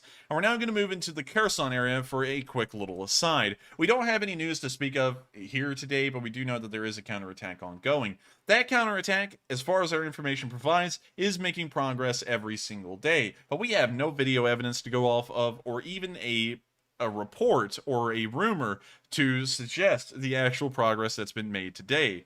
So, while progress has certainly been accomplished, we just have no idea how much of it. So unfortunately, there's nothing to report from here today, even in Mykolaiv. So with that, we're now going to be moving to a little bit of a return to the unfortunate news in Vinnytsia, as this has become one of the most documented Russian cruise missile attacks on a civilian population over the course of this war. It's now outdone Kramatorsk. And we see that the footage continues to come out, and it just shows the brutality of what the Russians are actually doing to the citizens of Ukraine. Starting off in our first video, when you see a neurologist speaking of the horror of the attack, and also that one of his friends was killed in this rocket attack. And so, with that, here's the video, and I'm going to let y'all hear him speak for himself. Врач, невролог, да. Прекрасная врач, да, я ее позвал на работу. Ее кабинет был со стороны взрыва. Мы ее долго не могли найти. Она была без сознания. Ее потом нашли в больнице. Она без сознания, получила травму мозга и тяжело обгорела. То есть она не приходит в сознание. Я невролог медицинского центра. У нас в Виннице есть 3 центра, где работают неврологи. Центр, который вчера был взорван, сожжен, это самый крупный наш центр. Каждый кабинет это один посетитель, 1 или 2 посетителя, и плюс люди, которые приходят раньше, люди, которые, знаете, уже получил услугу и уходит, и другой человек приходит. И все выгорело, все разрушено. Все, кто там работал, все пострадали. Мы как только узнали, что там взорвана ракета, я и еще 2 коллег, мы туда поехали в надежде, что окажем кому-то помощь, что там будем нужны. Но пока мы приехали, то уже наши спасатели спасли всех, кого можно, всех вывезли. Там в стороне были трупы. Я пошел осматривать, думал, что кого-то узнаю, но они были настолько обгоревшие, что нельзя было никого узнать, там даже пол нельзя было определить у этих тел. Потом мы поехали в больницы, куда госпитализировали, чтобы опознать людей. Узнали 2 сотрудниц, не могли найти до вечера. Вечером, по сути, их опознали по украшениям. Ну, в центре судебно-медицинской экспертизы, куда отвезли все тела. You know, that's the end of the video, and that's the input that this neurologist had about his experience and his eyewitness accounts of the attacks that occurred in Vinnytsia. We now have even more unfortunate news to cover, and I know that unfortunate news is not what people come here to hear. They always want to come here to hear the positivity and the good things that go on in the war, but of course, much like life itself, everything that occurs is not always good. And what we're about to see will most likely be very saddening to most of y'all, as it was to me. The mother of Lisa is still alive, although she's been heavily injured, and it appears that her condition has stabilized somewhat in the hospital. She was actually reminiscing on her daughter, Lisa, who has now died, of course, days ago in the attack, and watching a video of her on her phone, and she began to break down. And this is what Russian attacks coalesce into. This is what they result in. It results in broken families, dead children, and mothers and fathers that will never forgive themselves for what happened to their children, and they're always going to live with the guilt of, if I hadn't tried to take them to that morning dance rehearsal, they wouldn't have been killed. If I hadn't done this, they wouldn't have been killed. And they're going to blame themselves for something, most likely, that the Russians had the complete hand in doing, and they would have never been able to do anything different to save their kids, but they're going to think that for the rest of their lives. And so I'm going to show y'all this video. It is a little sad, but here it is nonetheless.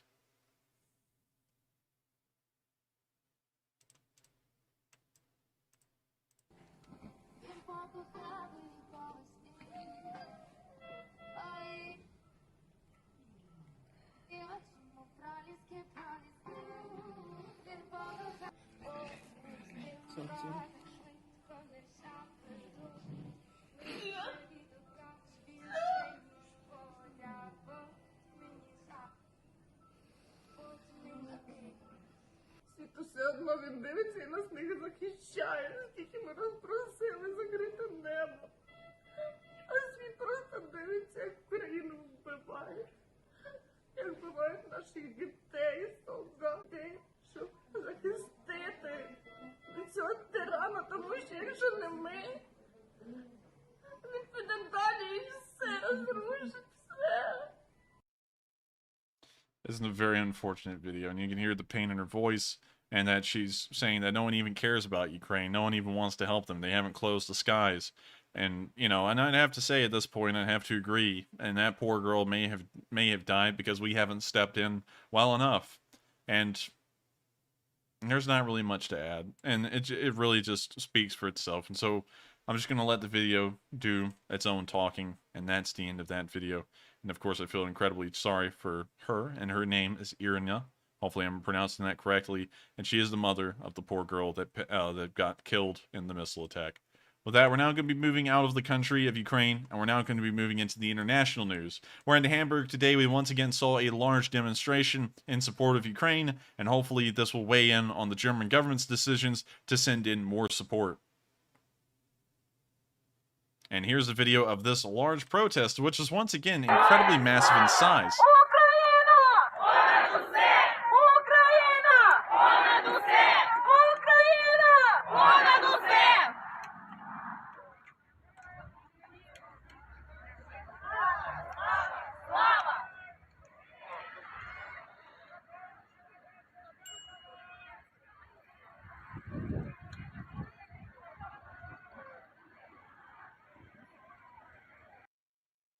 So a pretty big demonstration. You could see that the raw size of it in front of the camera was actually rather large at the very start. It looks like we were trailing more towards the end of it, but I would assume that there's at least 2,000 or more people in it, and that's a large demonstration, especially for a single city like Hamburg, although Hamburg is a rather large size city.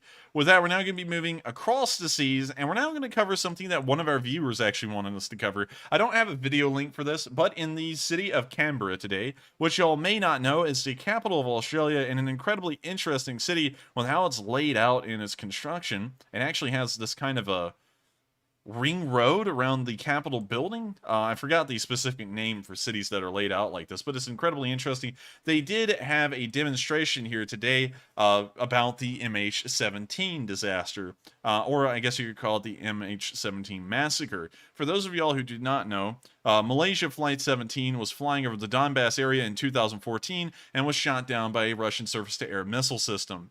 Everyone on board was killed in the explosion. It was around 130-something people, and a large amount of them... actually, we'll just pull up the information on MH17, and I'll just let y'all hear about the specific facts, so that way I make sure I get nothing wrong. Everyone was killed, of course. This occurred 8 years ago, and it was shot down by a Buk 9 MA3, which we've seen, of course, in use during this war, and it was transported from Russia on the day of the crash. Let's see, site. Occupants was 298 people on board that plane, and all 298 of them were killed in the attack on that plane, which then downed it over the Donbass rebel territory. If y'all may remember, the Donbass rebels immediately clambered out to the site of this commercial airliner, already knowing that they had shot down a commercial airliner. It was no spy plane or anything like that, and they immediately started to rummage through the corpses of the burned dead, as well as their belongings, to try and find anything that they could frame on the aircraft to make it sound like it was some kind of a Western spy plane. And this is where you can really see the start of Russian sickness, because we do know that the Russians were in fact the ones operating that Buk that then shot down Malaysia Airlines Flight 17, and that the Russians never took credit for it, not once. They never launched an investigation into it, and they just left all of these people to their graves, pretty much, and just never really said or did anything about it. And just for y'all to know, this isn't the first time that the Russians, or any country that has had Russia in it, has done this. They did this in the Cold War as well to, I believe, a Japanese Airlines flight flying over the Sakhalin Islands, and shot it down, and all passengers and all hands were lost with that aircraft as well. This has been a reoccurring theme with the Russians, to not give a regard for their own civilians, much less others. And this kind of gives you an idea of the precedent of how little Russians care for normal civilian life and the life of innocents. They will just snuff them out without a care in the world. And so there is a demonstration going on in Canberra today, and if you are watching, the person who sent that in, I forgot your name, but I did remember your request to include this. We did mention it, and I hope you went to that demonstration or are there right now and are having a great time making sure that everyone knows about the disaster of the MH17 and that Ukraine should be getting more support. And so with that, we have now covered all of our international news, and we're now going to return back to Kyiv to cover the speech from President Zelenskyy. And so without further ado, here's the speech from the man, the myth, the legend, the man who's been holding this country together, the glue of the nation. As a matter of fact, the country was only expected to last 3 days to a week, and we now see that they have lasted well beyond that. Here's the speech from President Zelenskyy. Looking incredibly tired today, kind of like he does every once in a while. Hopefully he can get some sleep very soon. Українці, українки, цього дня, 32 роки тому, була ухвалена Декларація про державний суверенітет України. Це був перший документ такого рівня після багатьох років, який утвердив право нашого народу жити самостійно і демократично. Конкретні пункти декларації відображали реалії того часу і надії, які панували у нашому суспільстві. 32 роки по тому, після 8 років війни на Донбасі і у 143-й день повномасштабної війни проти Росії, може здаватися, що текст декларації міг би бути іншим, зокрема, з безпекової точки зору. Але на той час і цей текст був революційним. Декларація відновила традицію українського державотворення, і саме на її основі згодом був прийнятий акт проголошення незалежності України. І сьогодні, коли наш народ воює за незалежність, ми у своєму праві в усіх сенсах цього слова. Історично, політично, культурно і, що дуже важливо, юридично. У тому числі і на цьому базується впевненість нашого народу у перемозі. Україна вистояла під жорстокими ударами Росії. Нам вже вдалося звільнити частину території, яка була окупована після 24 лютого. Поступово звільнимо і інші райони нашої держави, які зараз під окупантами. Ми змогли у час такої війни здобути статус кандидата на вступ в Європейський Союз, зберегли стійкість державних інституцій, перебудували енергетичну систему для роботи в енергомережі Європейського континенту. перенаправили всі логістичні процеси в державі військові та економічні. А головне, зберігаємо внутрішню єдність, подолавши конфлікти, протиріччя, які заважали в минулому. Ми всі маємо пам'ятати ціну помилок і розбрату, які ускладнили для попередніх поколінь шлях до тих результатів, які є сьогодні. Маємо пам'ятати, скільки всього довелось пережити нашому народу, нашим людям, поки стало можливим відновити суверенітет і незалежність України. Але наш час додав до всього, чому вчить пройдений шлях ще одну річ. Дуже важливо. Цього не було раніше, ніколи в минулому стільки, як зараз, не залежало від здатності українців бути дуже обережними і обачними в інформаційному полі. Навіть сьогоднішній день показав, наскільки важливо, щоб ми дбали про Україну і одне одного у тому, що ми говоримо, і як переживаємо цей час. Скільки людей сьогодні налякав фейк про масовий російський ракетний удар по Україні. Після усього, що відбувалось попередні тижні, після Дніпра, Вінниці, Часового Яру, скільки нервів псується щоденне тиражуванням страшилок від російських пропагандистів і посадовців, скільки проблем українці створюють самі для себе, довіряючи будь-якому анонімному джерелу. Це набуває іноді просто нездорових форм, коли соціальними мережами і сайтами поширюються свідомі вкиди з Росії, мета яких тільки одна – доповнити ракетний і артилерійський терор проти нашої держави ще й інформаційним терором. Тому нам потрібен ще й своєрідний емоційний суверенітет, щоб не залежати від того, що ворог постійно запускає проти нас з вами, щоб не підігрувати інформаційній грі проти України, щоб мати силу сприймати свідомо будь-яку інформацію, будь-які повідомлення, від кого би вони не йшли, і бачити, кому і для чого вони потрібні, та чи потрібні вони саме Україні. Чи полегшують вони для нас з вами шлях до перемоги. Іноді інформаційна зброя може зробити більше, ніж зброя звичайна.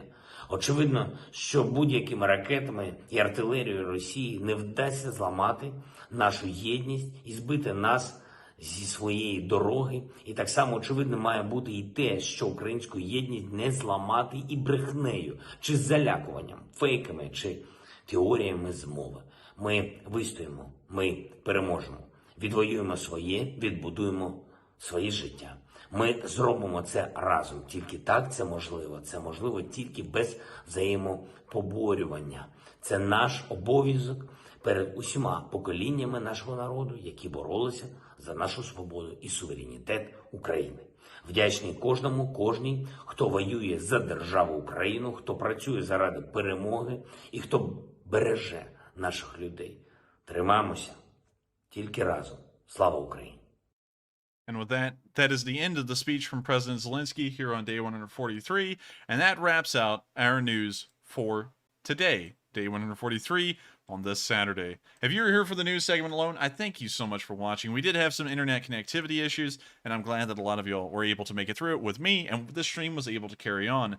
If you did enjoy the stream, please make sure to like, comment, and subscribe. It does help us out a massive deal, and it helps us to reach more people, and of course, if more people like it, then this news can reach even further and further. And so with that, we're now going to move into our question segment and answer all of the questions that have been sent in tonight and by Super Chat, and also, just to address this once again, you do not have to pay to have a question answered. You can send one in absolutely free. Just put in @Enforcer or @EnforcerMatt before your question, and then type it up so that way Matthew can see it, and then that question may be asked at the end of the stream. We always cover the Super Chats first, but I guarantee you we cover several Super Chats, if not dozens of them, at the end of the stream every night. Dozens are few and far in between. Usually it's around 10, but we always answer a set of them. So if you want to, feel free to ask a question, and it may be one of the ones answered. And so with that, we are now moving into our question segment. So what do we got, Matthew? All right, and first up, we have a $50 super chat from Derek CZ, who says, "Thank you so much for all of your hard work. Do you think that Russia is running out of recruits, seeing as they have started to run advertisements in the recent weeks in some of the richer cities of Russia for 6-month tank operator contracts?" Thank you so much for the support, Derek. And to answer that question, I don't think they're running out of recruits. In terms of able-bodied men alone, they have millions of them. And so I don't necessarily... Well, yeah, that's actually a good point, because I'm kind of thinking at it from a different lens there, and that's not really answering your question. So let me rephrase that and go back to the beginning. I think that in the terms of manpower they have right now for contract soldiers, they are running out. We do know that around 37 to 38,000 contract soldiers have been killed at this moment. Some of those may be including conscripts as well, but just in the contract soldiers alone, there has been a high amount of casualties. And so for that reason, they may be running out of so many contract soldiers that they're either having to try and force or coerce conscripts into signing off on contracts, or trying to get normal Russian citizens to sign up on contracts themselves, so then they can push them back into Ukraine and try and keep the bodies flowing. So in that regard, I think that if that is the information that you're looking at, if it's true, I'm not entirely sure. We haven't gotten enough information on that here on this channel. But if we're working off of that, that may be showing that they are having manpower shortages, and due to their casualties and most likely the number of wounded alone, I would assume that those manpower casualties are starting to hit them around this point, and that may be the reason why you're seeing that. And so with that, I thank you so much for the support. I hope that does answer the question. Once again, take it with a grain of salt, because once again, it's just my assumption. I don't know everything in the world, but I feel like working off of the logic and what we're seeing right now, and also the figures, that should be the answer to the question. And so with that, thank you once again, and we are on to the next one. And next up, we have a $20 super chat from Enforcer for President, who says, "So sorry about yesterday. No more guesswork on my part. Leaf Spring Army member, not Enforcer team member. Please forgive, and Slava Ukraine." Well, thank you very much for the support, and I'm not really sure what you're talking about. And of course, we have no problem at all with anyone making mistakes. Everyone makes mistakes, and that would be very, very rude and very illogical to act like someone should be beat on for making a mistake. I don't know if you made one. And if I did say something about that, don't worry, everyone makes mistakes. It's no big deal at all. And you know, it's just the way things are, you know, because to make mistakes, to err, is to be human, as it's been known to be said. And to act like people cannot make mistakes, and if they do, they should be heavily chastised for them, is silly. Of course, it should be the goal to mitigate them and make sure that as few happen as possible. But to make a mistake, like I said, is to be human. So I thank you so much for the support, Enforcer for President. Once again, cool name, and don't beat yourself over the head about it, because it's no big deal. And I promise you that no one's going to, you know, just harp on that forever. And so thank you once again for the support, and I hope that does answer the question. And once again, everyone backs up Enforcer for President. That's a cool name, and I hope you all do vote for me in 2040. And so with that, we are on to the next question, and thank you once again. And next up, we have a $20 super chat from Kaltenberg, who salutes. Well, I thank you so much for the support, Kaltenberg. I was kind of thrown off by just salutes, but still, thank you so much for the support and the little salute there. Of course, you are one of the most dedicated soldiers of the Leaf Spring Army that's been helping out this channel for an incredibly long time. And of course, we're heavily appreciative to you for being a longtime viewer and for helping us to keep this channel running. And so thank you once again for the support. I hope that does answer the question. Well, at least addressed a little salute. And with that, we are on to the next one. And moving on, we have a $20 super chat from Josh Parrish, who says, "I wonder how they plan to repair and maintain the F-15s, F-16s, and F-18s. Slava Ukraine, and death to the orcs. Much love from North Carolina." And thank you so much for the support. And to address that comment, I think that's a very good suggestion, and also a statement, because it is a massive deal to try and keep aircraft flying. Parts always have to be shipped in and replaced constantly on these aircraft. They are not rugged by any means, and parts break down very quickly on fighter aircraft. And I believe that they're not getting any F-18s. I think it's just F-15s and F-16s that they're being trained on. But if they were to get F-18s, we'll just throw those into the picture as well. The United States could set up a supply chain to Ukraine where we're constantly sending parts, not just like specifically requested parts, but just parts in bulk along with the aircraft. So that way when they get there, they already have like a starting set of spare parts to work with. So when things break down on the jets, they can be replaced. Once again, that's another aspect of training that will have to be covered, is that flight mechanic crews or ground crews will have to be trained in the maintenance and repair of these aircraft, because they are entirely separate and far more complicated than their Eastern counterparts. And so with that, I hope that does address the comment. I think they'll just set up a supply chain to make sure that the parts keep flowing and those planes can keep flying. And with that, thank you once again for the support. I hope that does answer the question. Once again, I'm not in the Department of Defense, so I don't know if they would actually set up a parts supply chain, but I feel like that would be the most logical step for them to take. And so with that, I hope that does answer the question, and thank you once again for the support. And with that, we are on to the next one. And folks, real quick, I know that you're probably going to hear that moment of lag. It's just temporary. I heard the enforcer cut out for just a moment, but we should be back here, and that's why I'm stalling for the moment, hoping that it clears up real quick. And it looks like it probably has.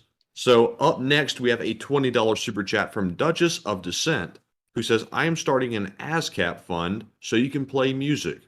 Well, thank you so much for the support. We have been thinking about an ASCAP fund. And another thing that's a little interesting, speaking of which, is that to make the video I've made, we had to go and buy a license for a stock footage company. And what's weird about that is that I never realized how much it costs to get a license for stock footage. And the company we're using right now, I will not say. Well, I don't know, maybe, yeah, it's Storyblocks, and it costs me right now because I'm just trying to see if the video goes well, and if it does or doesn't, that'll kind of depend on if we get a subscription with them or not, or move to another company. Because if it goes really well, we're actually going to upgrade our stock footage company to a better one, so that way the footage is even better, and so the videos can be even better. But it was very interesting to see how expensive it was, because right now it's $60 for a single month, and so those kinds of music licenses and stuff like that are really expensive, and I never knew that until I started getting into this category. So with that, thank you so much for supporting that fund. We will definitely need it, and thank you once again for the support. And with that, we are going to move on to the next question. And up next, we have a $20 super chat from D. Shaw, who says, I have a few questions. Number one, what was the desire to start this thread in the beginning? And number two, what do you serve outside of these posts? And Enforcer Matt, what's a little bit of history about your history after your bro gave us? So, D. Shaw, if I interpret your question correctly, I'll answer the part about me real quick. I don't want to give away too much about my history, so that way I don't dox myself or anything. But I am in college just like the Enforcer. The Enforcer is a history major, and I'm a political science major. So, as you know, we don't cover politics on the stream, which is kind of my forte, so sadly that kind of cuts out my information a little bit, but you know, it's worth it because politics starts a lot of arguments, and there are definitely some heated arguments sometimes in my courses, so we want to avoid that in the chat because this is all about Ukraine. But yeah, college is my main focus right now, and also working on getting into law school, and I'll let the Enforcer take the other part. And can you reread those first two parts so that way I can make sure to jog my memory on them? Yes, and D. Shaw wanted to know what was your desire to start the stream, and what do you serve outside of the posts? Okay, so to answer that first question, my desire to start these streams, you can go all the way back to day 1. You know, I'm actually going to upload my Train Sim World video, my stream, back onto the channel, so that way y'all can see the literal origin of when the streams started, because I get sick and tired of bots, and it doesn't matter if I upload this video, they're never going to watch it, but I guess that I'm missing a little bit of a critical piece of history to the channel, is that Train Simulator stream, because that's literally where the whole thing started, is that Crazy, who is my Discord mod, told me, and he was a subscriber before we even covered the Ukraine war, that the war had started, and I was talking about that on stream. And so pretty much I started up the stream within the first few hours of the first missile falling. The reason why I did that is because I had friends in Ukraine that I knew, and I wanted to make sure that they got out of there. Because just in case you all didn't know, the news in Ukraine completely collapsed in the first few days as the news stations were panicking. They were trying to move out, find new places to go that were safe, and so they were hardly able to cover news at all because they were just trying to make sure that their news station could survive. So my whole goal was to cover the news so Ukrainians inside of the country could watch my news, get an idea of where the Russians were, and try and stay away from them and also get out of the country.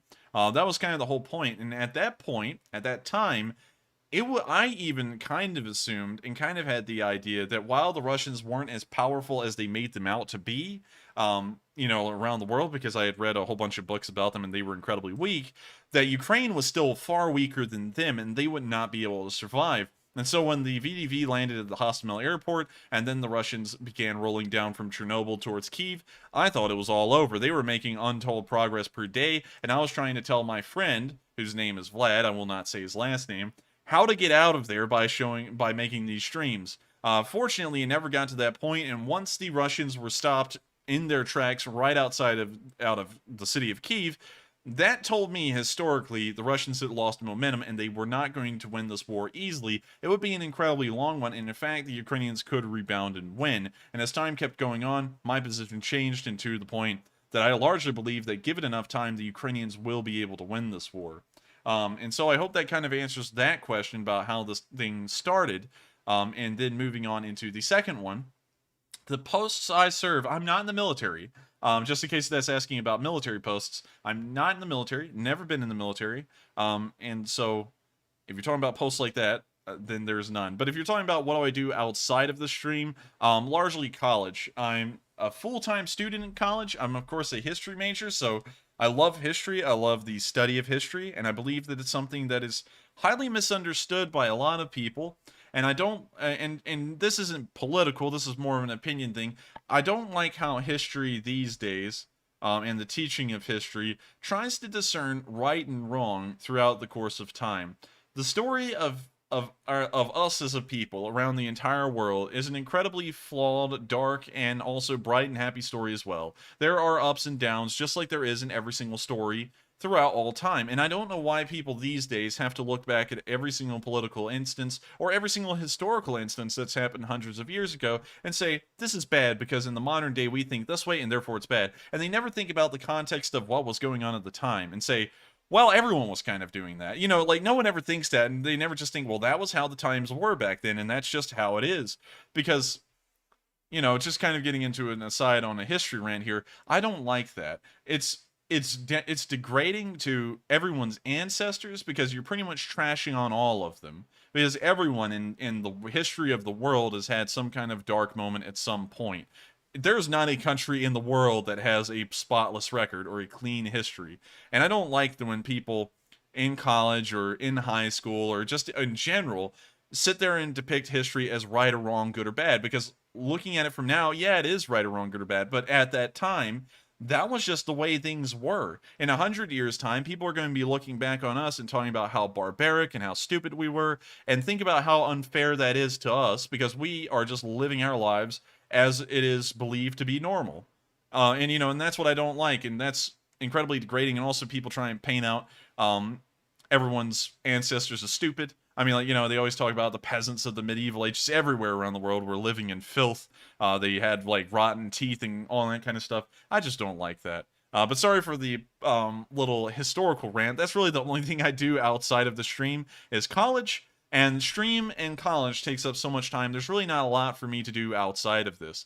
Once again, this stream is practically, well, really the channel itself now is almost my full-time job. I spend 60 hours a week, if not more, trying to make sure that the streams come together, the summaries are put out, and now we're even adding the general category videos to this as well, where we're covering stuff like government cheese. So with that, I hope that does answer all of those questions, and I thank you so much for the support. And with that, we are on to the next one. And up next, we have a $30 super chat from White Lightning 777, who says, how would a possible reunification with Belarus and Russia affect the outcome of the war? Both countries have discussed this in the past. Ooh, I don't know if that would actually happen. I think if Belarus was reintegrated back into Russia, oh, that's a tough one to answer, because I think that would actually be a large burden to the Russian government, more so than would be a positive. Belarus is dog poor. I mean, like, there is no other way to explain it. They're like the North Korea of Europe.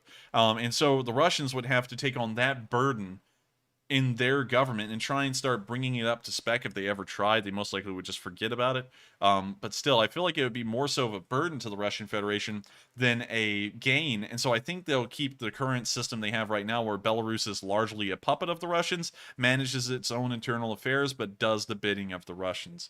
And so with that, I hope that does answer the question. And also, real quick, I want to go back and address something a little bit. Someone said, the Ukester said, slavery is wrong. It was wrong 5,000 years ago. It was wrong 200 years ago, and it's wrong today. You can make judgments.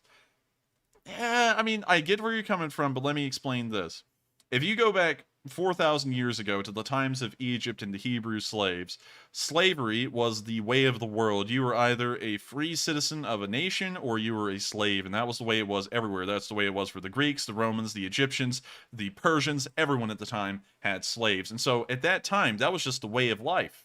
You know, like, we can look at it today and say it was wrong, but at that time, if you were in their shoes and had been raised in that time in history, that was just a fact of life. Now, it's a different thing with the American Civil War. Now, that is true, because at that time, anti-slavery movements had made massive gains around the world. Slavery had been completely outlawed in the British Empire. It had also been completely outlawed in France and most European countries by the time that the United States went to the American Civil War. And so in that perspective, the argument could be made, because the movements were happening at the time, and there were many countries around the world where no one was born or lived a slave. And you could say that slavery was wrong in that perspective, because living in their shoes, there is a decent argument for it to be wrong. And in this modern day and age, slavery is wrong by every mean. But it's once again by context and living in their shoes that you have to understand that things have changed drastically, and things that are not acceptable today were acceptable 100 years ago or 2,000 years ago. It just really depends. And I don't like when people go back and say these people were wrong and these people were wrong, because if everyone was doing it at the time, that was just a fact of life. You know, Civil War is a little different, just covered that, but still, I hope you get where I'm coming from. Because also at another point, at a time in France, it was actually common to pile up your excrement, like your human excrement, right outside your front door in a large pile. That was normal. And nowadays, in France, that's unheard of. That would be considered very unhygienic and gross. And even during World War I, when the American Expeditionary Force went over there and they saw this stuff, they thought it was gross. But for a large amount of time in France's history, that was just the way that waste was dealt with. And so you can't really judge them and say that that was gross or horrific, because that's just the way they lived and that's how they were raised. So I hope you get where I'm kind of coming from with that. Because, you know, it's just what it is. You have to put yourself in their shoes of what they were doing thousands of years ago. And also I see some people saying that certain people still keep slaves. Yes, but nowadays it's completely unacceptable. Our moral standards have progressed to a point where slavery in any form is entirely unacceptable, and we go around the world and we try and snuff the stuff out. Of course, we're not always successful. There is plenty of examples as to why. And right now with the Ukrainian refugee crisis, we know that a lot of vulnerable Ukrainian women have been kidnapped and put into the sex slave trade. So slavery isn't gone. It remains in the shadows, and the whole entire world's always trying to snuff the stuff out, but it's become a lot more difficult to root out today than it ever was, because it's gone so underground. But anyways, I hope that kind of covers that whole entire historical thing. I know that someone brought that up, and that wasn't really the direction I was taking it in, but, you know, that's kind of, you know, I'm trying to make a point here that it's just, I kind of already made the point. Anyways, I hope y'all kind of get where I'm coming from with history. I'd rather just look at it and say live in their shoes, rather than try and imply modern standards onto a time where modern standards didn't exist. Because if you go back in time and you talk about something like civil rights to a Roman citizen, they're going to be like, what in the world is civil rights? Like, you're either a slave or you're a Roman citizen. You know, they're not even going to have a concept of it. So it's kind of unfair to take a concept that didn't even exist at the time and then push it on them and say they're stupid for not knowing it. So with that, we're going to move on to the next question. All right. And up next, we have a $20 super chat from BC Skyman, who sends a super sticker of the YouTube thing waving. And thank you so much for the support. And we do like the little cool super stickers. Of course, we always enjoy them. And I thank you so much for the support. and of course, helping this channel to keep on running. And with that, we are on to the next one, and I hope that does answer that super chat. So thank you once again. All right. And up next, we have a $20 super chat from Old Salty Squid, who says, "Good evening, guys. I think that big crater may have been Mr. Lunchtime's latrine. Keep up the good work and sloppy Ukraine." Well, I thank you so much for the support and that good joke right there. That was actually the most creative explanation we've had to what that crater was. And so thank you once again. I hope that does answer the question. And with that, we're going to move on to the next one. And before we do, I also saw someone ask a question, and I think this is the best way to explain it. Danny3648 asked the question, so moral is relative? And the answer to that question, surprisingly, is yes. And this isn't really getting political. This is more of a philosophical thing, so I feel fine delving into this. Morals don't really exist beyond the constructs and the agreements that an entire society has made with each other to enforce. You could go to North Korea, and it is, well, largely, although this may not be true, it could be largely accepted in North Korea, as far as we know, that political dissenters have no rights and deserve to be killed on the spot. And for them, those morals are the correct ones. There's no other way to conduct life or function in society rather than that way. And it's of course incredibly different. And morals are incredibly objective, because you can even see today in the 21st century, there can be multiple different people with multiple different political beliefs, even now. And so you can see that the answer to things isn't entirely clear. And throughout all of history, there's never been like this moral exemplar where, like, 5,000 years ago, they're like, ah, yes, slavery is wrong, and everyone ought to have the same level of rights, and in fact, every country ought to be a democracy. It was never like that. Most of those concepts never existed beyond 300, 400 years ago. And that's kind of like the answer I'm trying to make, is that morals are relative, and you kind of have to put yourself into the context of the standard of morals at the time, and then say whether someone was backwards or not based off of the standards of that time. So that's kind of what I'm saying. I hope that kind of addresses that a little bit better, because a lot of people these days, and I have to agree, because of course, you know, I live in the modern day along with everyone else. There are things in the modern world that we find totally unacceptable. But if you were born in a different world, if you were born at a different time, you would find those things acceptable and you wouldn't question it. And I hope you're kind of getting what I'm saying. I'm not trying to say that that makes them right, but I'm saying that if you lived in that time, that was just the way things were. And so you didn't have a concept of different, and so you just have to look at them and say, well, that's, you know, we don't live like that now, but that's the way they just did things back then. You know, it's unfair to sit there and look at these people who had no concept of the moral ideas we have today. They had a totally different moral construct of their own, and sit there and say they're stupid for not living and thinking like people of today.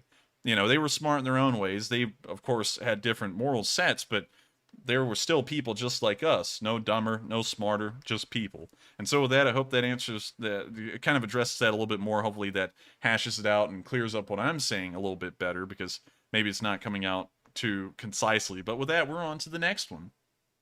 All right. And up next, we have a $20 super chat from William Mitchell, who says, "Enforcer, Russia has no honor. They have no soul. And soon they will have no lives. Slava Ukraine, and here I am, Slava." Slava Ukraini. And thank you so much for the support. I can't agree. It looks like they're about to lose their shirts on everything. And it's of course unfortunate to think that they're wasting so much of their youth in this war. But of course, that's Russia's risk to take. And it looks like they've taken it hook, line, and sinker. And they're not going to get any returns out of it. And so with that, I hope that does answer the question. And I thank you once again for the support. And with that, we are on to the next one. All right, and up next, we have a $20 super chat from Praise Adonai, who says, "Enforcer Matt, the shields have held for the night. Full speed ahead and great job. Slava Ukraine," from Bob the Viking. And Praise Adonai, or Bob the Viking, whichever you prefer to go by, the shields have held for the night. For the most part, we've only had, I think, one or two slight glitches, but that is much better than what happened a few nights ago, so we are very grateful. It certainly is, and I have to agree with that, Praise Adonai, because I'm we are really fortunate and blessed tonight that the stream hasn't had any severe issues, because last night we had 2 major ones, one at the beginning and one at the end, and so far we haven't had any big ones tonight. And so I thank you so much for the support, and I'm glad that the shields did hold, and hopefully we can keep the stream on track. And so with that, thank you so much once again for the support, Praise Adonai. I hope that does address the comment, and thank you so much for the support and helping us to keep on running. Also, just in case I am seeing a little bit of this, the comments I was making about history are not political in any measure. They're talking about history from a philosophical standpoint about how people look at it in the modern world. It's not supposed to be getting into any kind of political commentary on the modern day, and so I would request and ask that y'all don't try and bring that discussion about the study of history into a political to like a political discussion of today. So with that, we're going to move on to the next question. And once again, we don't really like to have politics in this chat. We can have philosophy, like, you know, like what is a man and things like that. But I don't want people in here talking about things that, you know, are very touchy subjects in the modern world. So with that, we're going to move on to the next question. And with that, on to the next one. And up next, we have a $20 super chat from William Allen, who says, you are going to have an easier time in law school because you have the methodology through history research to research law. It ain't like high school with note cards. United States Air Force historian, Troy, Bachelor's of Science in History. You too, Matt, and whoop! And thank you so much for the support, William, and thank you so much for the high praise. Hopefully I will have a good time in law school. I always try and just look at things how they are. You know, and I don't really try and get too emotional or anything like that in it. And of course, that's very important in law, because sometimes people feel that the right thing would be the way the law is written, and sometimes the laws are written in kind of weird ways. But I thank you so much for the support. I hope that does answer the question. And hopefully my deep research of history will help me out with the law as well. And so thank you once again, William, and whoop! And with that, we're on to the next one. And also, William, I will say that we've actually had some experience with legal research in a few of our courses. Back in the day, the enforcer and myself, I believe we're in the same criminal justice class where we did research on Westlaw. So we are slightly familiar with it, but yes, I can't wait to get to law school and actually get really deep into it. I'm very excited for that. But anyways, moving on to the next super chat, we have a $20 donation from Tan Wen, who says, enforcer for president. Tomorrow, please ask Operator Starsky, how did he develop his dry sense of humor? And Don, keep up the good works, Don. Well, thank you so much for the support, Don. Of course, we're always appreciative of everything that you do to help this channel to keep on running, Don. We'll, of course, ask him that question, Don, tomorrow, Don. And we'll make sure that we get an answer as to why his humor is very dry, Don. And so with that, Don, I thank you so much for the support once again, Don. And we're on to the next one. All right. And next up, we have a $18 super chat from Susan L, who says, can't change the amount of can't change the amount of my donation. This is my only option given. Sorry. That's fine. We thank you so much for the support anyways. And of course, it's always good to know that people want this channel to keep running, and we highly appreciate everyone who helps us to keep on going. So thank you once again. It doesn't matter the support. We're always greatly appreciative to everyone who helps our channel to keep running. And so just thank you once again. And with that, we are on to the next one. And thank you so much once again for the support. And with that, we are on to the next one. And moving on, we have a $10 super chat from Vance Hicks, who says, Enforcer, do you see a definitive end to the war, or just another long, slow burn war that smolders for decades? Oh, that's a rough one, you see, because I actually could see this war ending within the next year or the next 2. I don't feel like it's going to be exceedingly long, unless if both sides just come to a complete stop in fighting for the large part. So I don't think it's going to be a never-ending war. I think it's going to be one that does have an end in sight. The Ukrainians can't keep this war going on forever. It's not beneficial for them, and there is a little bit of a timer on this thing, because we know eventually the U.S. will stop supporting them along with the rest of the Western world. It most likely will be in a few years' time, so that means the war has to conclude rather quickly. So In that instance, I don't think it's going to be going on forever. I think it will be rather quick, because this isn't an asymmetrical war like Afghanistan, where you just sit there for 20 years and you fight rebels that are in every village. This war is a conventional war, and conventional wars end within a few years mostly. I feel like this one will only be about 1 or 2 years long. I feel like it'll be a shorter war. And once again, I would like to remind everyone that just because a war goes on a year or two does not mean it's endless. We have been in Afghanistan for 20, Vietnam for like 11, World War I and World War I we were only in for the U.S. for 11 months, I believe. But in World War II, we were in for 4 years. And for some countries, they were in for 6. And so this isn't really a long war in the large picture, but still going on for a year or two, it's much longer than people would anticipate. So with that, I hope that does answer the question, and we are on to the next one. All right, and up next we have a $10 super chat from Peter Presley, who says, San Francisco here again, born UK, brothers in arms. My question is, surely sending 50 HIMARS ASAP, NR and long range, into the mix seriously moves the needle before September, like near getting it done. What are your thoughts? I think that would.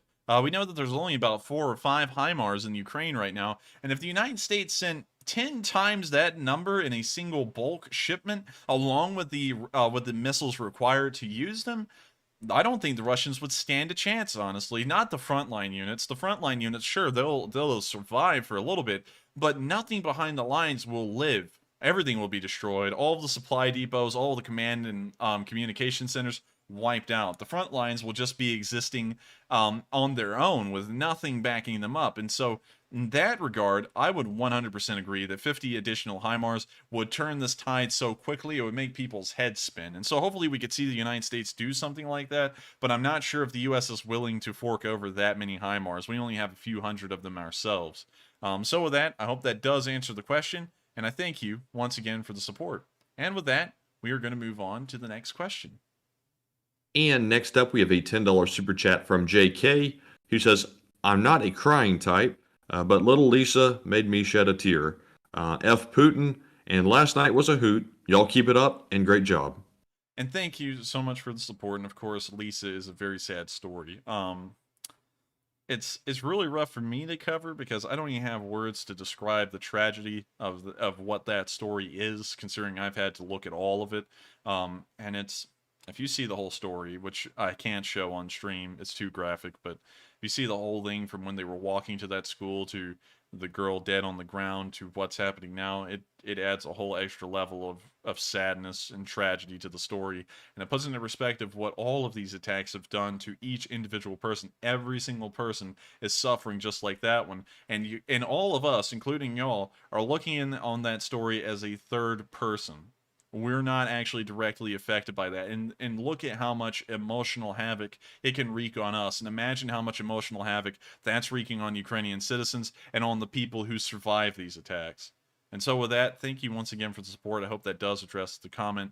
And we always thank everyone for helping this channel to keep running and helping us to get out news and stories like that unfortunate one, and hopefully get a large amount of support on the Sunday fundraiser to help out people who have survived these vicious attacks. And with that, we are on to the next question. All right, and next up we have a $10 super chat from Mike D, who said, when all is said and done, how long do you predict sanctions will continue? I fear that the EU will put its own economics first, willing to let Russia bank with them once more. That would be very, very insulting. I feel like that will most likely be one of the likely options, but then again, you got to remember that the Russian economy is incredibly small. If we pull up GDP per country list of countries' GDP. Hopefully, this is a very recent number. Let's see here. All right, here we go. This is by the year 2020. So this is actually 2 years ago's GDPs, and I believe these would have been heavily affected by the COVID crisis, the COVID epidemic, and would have decreased these numbers a little bit. But still, let's take a look at it. The United States, 25 million, so that's $25 trillion as a GDP. And let's just go down the list. So we got China, Japan, Germany, India, the United Kingdom, France, Canada, Italy, Brazil, and then Russia. And we know that their GDP now, let's see if we can get an actual modern figure for this. GDP world ranking 2022. Let's try and see if we can just get a list like this. Global. Hopefully this is an accurate one.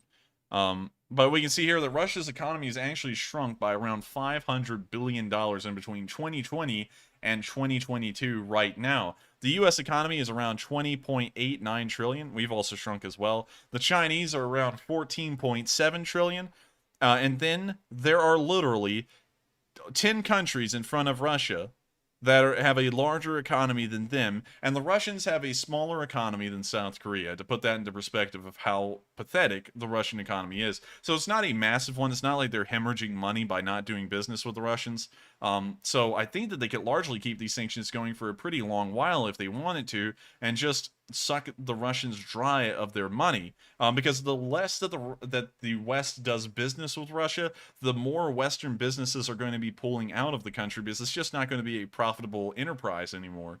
And so I hope that does answer the question, at least in my opinion, and take it with a grain of salt, because while I am giving an answer, it may not be a completely accurate one. That's just my opinion based off of the information I have. And so with that, I hope that does answer the question, and thank you once again for the support. And with that, we are on to the next one. And next up, we have a question from BC Skyman, who said, my wife, Ukrainian friends are here, and they are worried that if Putin starts losing because of the NATO-supplied weapons, that he may use a nuclear weapon. What does the enforcer believe?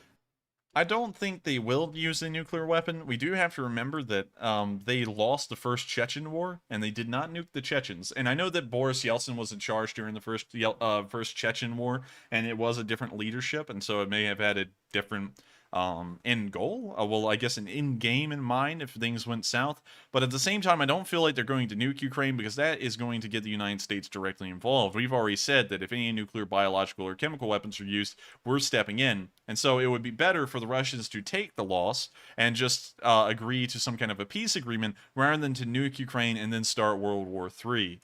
So with that, I hope that answers the question kind of in a shorter way. And I thank you once again for the support. And with that, we are on to the next one.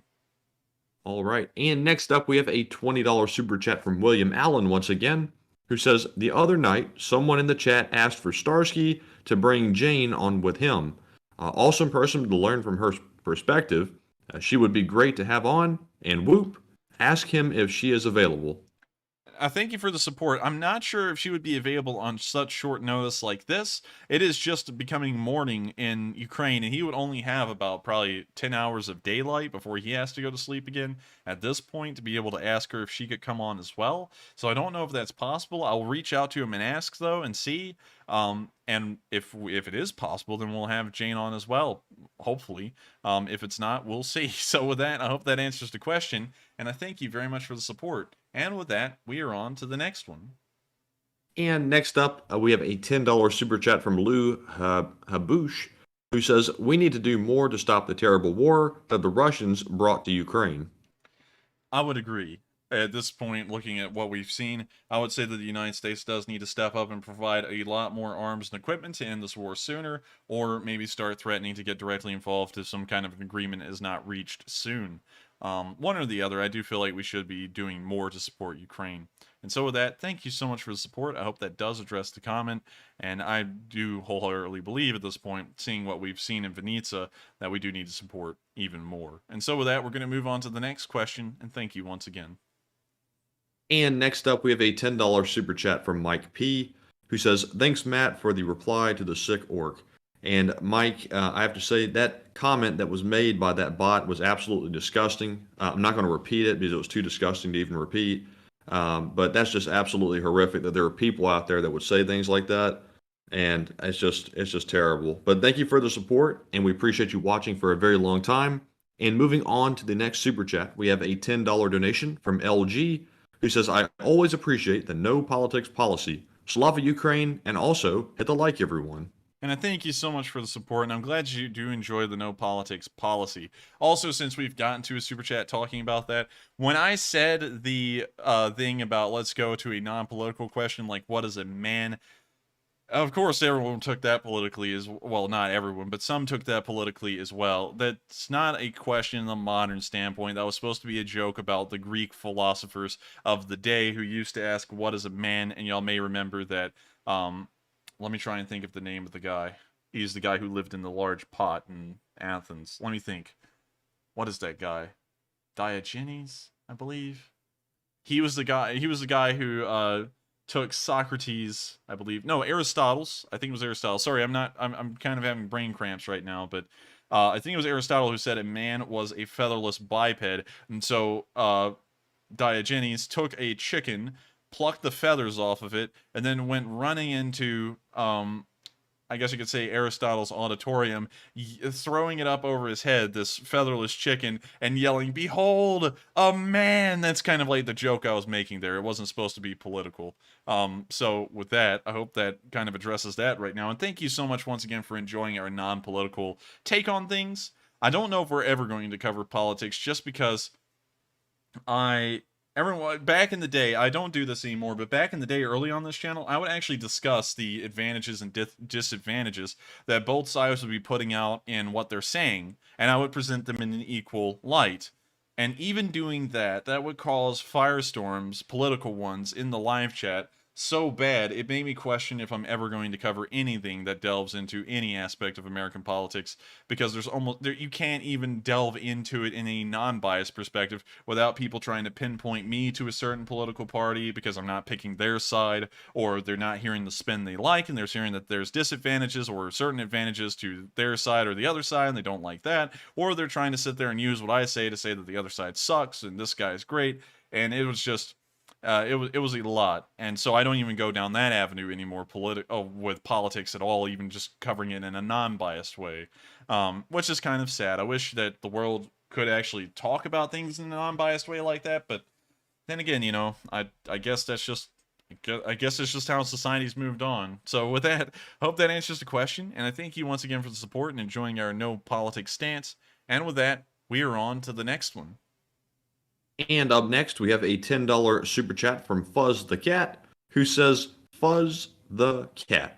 Enforcers, I want this war over ASAP for the sake of the Ukrainian people. I don't want this war over until Russia is castrated."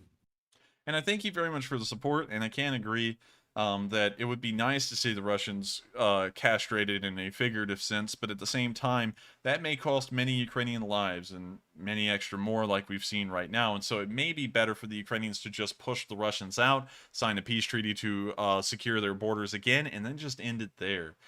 Because you got to remember that carrying on a war will incur casualties, and it's not always a cakewalk of sunshine and roses. There will be people who get killed. And Ukrainians at that, and you know, and it will just be a longer war of more suffering, and so you've got to kind of weigh in: is it really worth that or not? Because it's most likely not going to lead to any Westerners dying whatsoever. No one in NATO is going to die from this. It's going to be more Ukrainian citizens, and that's going to be a decision they have to make amongst themselves, is if they want to continue this on further or not. And regardless of whatever they decide, I would back them up 100%. They're the people who have actually suffered through the war. They're the ones who've had to live through it day by day, and so if they were willing to pursue the war even further, I would agree to support them further. And if they decided to stop it with a peace agreement, getting back the land they originally had, I would support that as well. I think it should really be a decision more so in their ballpark than ours as outsiders. And so with that, I hope that does answer the question. And I thank you very much once again for the support. And with that, we are on to the next one. And up next, we have a $10 super chat from Mr. Diggs, who says, "For Ukraine to win, in my opinion, NATO needs to set a timeline with strong verbiage like this: stop firing in 12 hours and get out of Ukraine in 72 hours, and NATO will be protecting Ukraine for X amount of time." What are your thoughts on this strategy? That sounds a lot like the George Bush, like the national address I'm talking about, Matthew. You have 24 hours to get out of Baghdad. You know, that one? And we know how that ended up. Yeah, we know how that ended up. It didn't really end up with the desired effect. We ended up going to war. So, excuse me, I just choked on spit right there. So, it seems like a good idea on paper, but the historical precedent is that it just leads to war anyways. And so if we were to do something like that, I would just say start off with a preemptive strike, because it's really going to end up with the same thing, at least based off of the precedent we have right now. And so with that, I thank you very much for the support. I hope that does answer the question. And I know that the preemptive strike is not a nice sounding thing, and I wouldn't really do that. But if you send an ultimatum like that, that's pretty much what you're going to be leading to. That's just a like 12-hour countdown or a 24-hour countdown to war.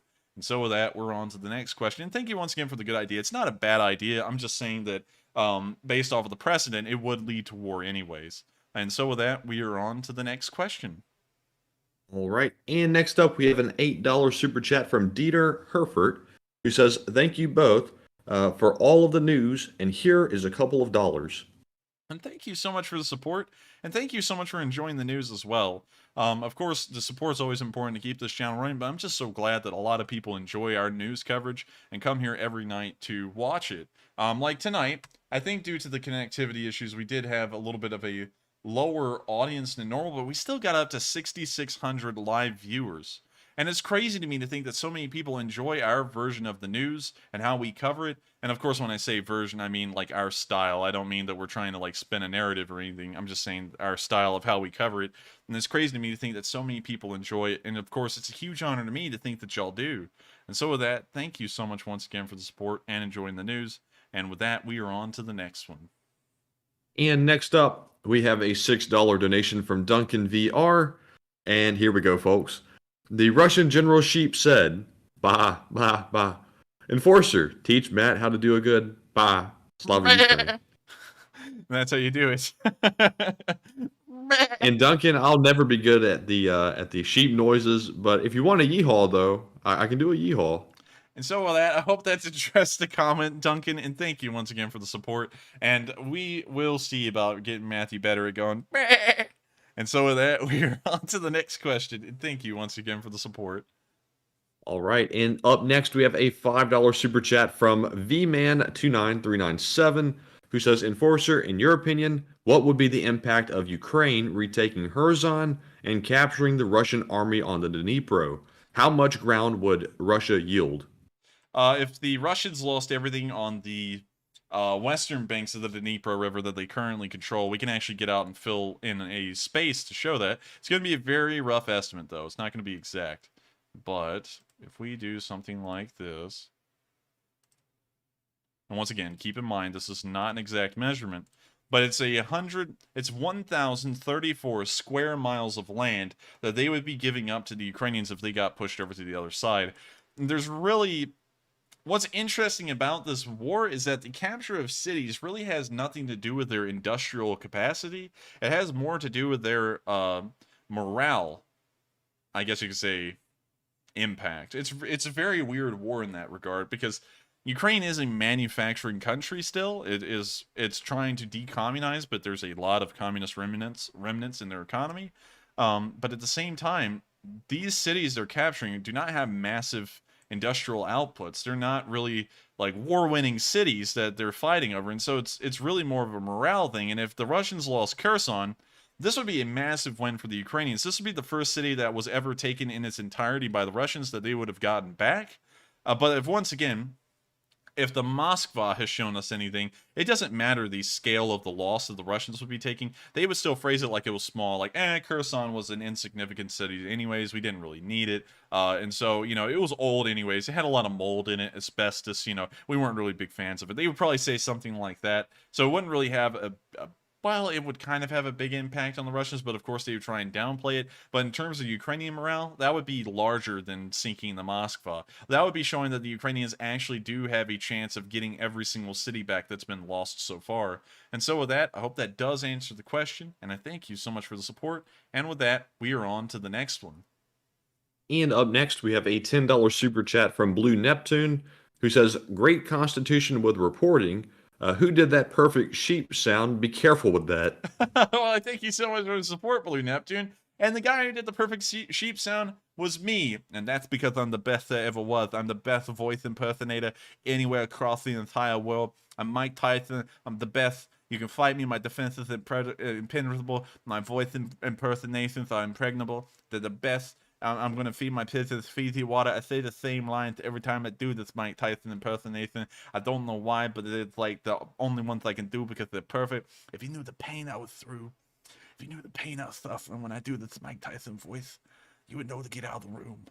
And so with that, thank you so much for the support. Of course, I do a whole bunch of like voices. I don't try and do them too much, but that's something I've always joked around in my free time, is that I'll be driving around in my car, and every once in a while someone will cut me off, and I'll be sitting there saying, don't know how much pain that's put me through, you know, because I'm just playing around, and I'm always thinking about like the voices that people have. And for some reason, a lot of people find my voice to be really nice sounding naturally, and that's kind of funny to me. And a lot of people like Matthew's voice too. And for Matthew and me, growing up with these voices our entire lives, we never really thought much about them, but apparently a lot of people just enjoy listening to them, and also all the other voices I make. And so with that, thank you so much once again for the support. I hope that does address the comment. And with that, we are on to the next one. All right, and before I move on, I just want to apologize. Gigi, I absolutely clicked on the wrong chat, so I timed you out, and I don't know how to undo it. So I apologize for that. I was trying to take out a bot, so please forgive me. And moving on to the next one, we have a $5 super chat from A.D. Finlayson Guitars, who says, you said you wanted to hear from more Brits, so greetings from RAF Briz Norton, where it's rather busy, and keep up the good work. RAF Briz Norton, we're about to dox you. I'm sorry about this, but I gotta find out where that one is. Come on, let's get a satellite up. Come on. All right, so we got a RAF C-17. Ooh, nice. I like that. And let's see where this is. It is near Oxford. Oh, that's cool. We've been to Oxford before. It's a nice place.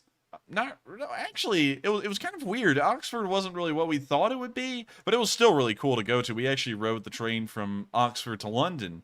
From the Oxford train station, we rode the Great Western Railway, and it was a Class 43 because that was the time we went over there. It was before they brought the Class 800s into service if you commute on the train regularly. So that's really cool. He's actually not that far from where we've been, Matthew. Yeah, that's pretty close. And let's look at the tarmac here. Looks like we got a couple of A330s, I'm assuming. I might be wrong with that. We also see a couple of A400s, a staple of the European Air Forces around the whole entire continent. We also see some more of them. And then we see a single C-17 with RAF roundels on it, which is really neat. I didn't know that the RAF had a lot of them. And we also see, oh man, it's got a very pointed nose. I don't know if that's a Boeing or not, but it might be an Airbus. Usually the RAF uses Airbuses for the large part, as far as I know. And then here's a BAE 146. Now that is cool. There's a lot of those around. But yeah, that's really cool. Let's actually drop down to Street View and take a look at this town. Oh, isn't that nice? Now that's a nice little town right here that the space is in. Usually in America, military bases are in can be in dodgy places. Like if you ever go to Montgomery, Alabama, that whole city is a dodgy place. And if you go to Columbus, Georgia, the kind of same argument could be made here. And I don't know if like British low-end towns look bad or not, but for America, this looks pretty good. And so I thank you so much for the support and telling us where you are. We're kind of doxing you right now, but still, wow, nice little town you're in. And also, I bet it's really fun to be in the RAF. And so with that, we're going to move on to the next question. And thank you so much for the support. And next up, we have a $5 super chat from David Moyers, who says the orange and tan smoke could be cordite. It could be. I'm not really sure about a lot of chemical elements that could cause different colors to explosions and such things like that. And I don't really know a lot about cordite, but I do know that from a battleship documentary I watched, as soon as you said it, I was like, oh yeah, it does create like a little bit of an orangish color. I think it was more of an orangish gray they explained it as, but still it's orange. And so that may be the reason why that explosion was orangish in color. And so thank you very much for sharing that with us. I actually rewoke an old memory of mine from like 5 years ago when I was watching something about some ship. I forgot which one it was, but I think it was just about battleship shells and propellants in general. But with that, thank you once again for the support. And that was a very interesting little tidbit you added in there. And so with that, we are on to the next one. And before we move on, how many do we have left? So let's see, we have just about 8 or 10 left. All right, and that will actually give us enough time to go over some live chat questions, a decent amount of them as well. And so with that, we are on to the next one. And up next, we have a $5 super chat from Paul Plonsky, who says Russians are occupying a nuclear power plant in Zaporizhzhia and storing ammo. How can Ukraine take it back? And if they can't fire on it, Slava Ukraine. Oh, that's a rough one, you see, because the thing is that the Ukrainians, this is going to sound like a very redneck explanation to this, but they're going to have to push through Vasilivka, then round the corner on the P-37, and then make their way on up to the nuclear power plant, and then take it. And even at that could be a very pitched fight, very dangerous because it's happening around nuclear power plant, and the Russians, knowing them, most likely would not give it up. So in that regard, it's going to be kind of difficult for them. That's going to be a massive undertaking, and the road itself is around 10 plus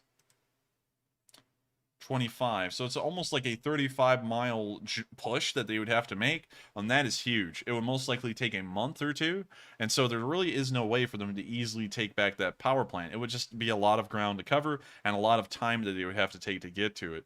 And so with that, I hope that does answer the question, and I thank you very much for the support. And with that, we are on to, and one real quick before we move on, I'm not going to try and add too much to the time by addressing random things, but a lot of people are saying that Germany is not a very strong country militarily.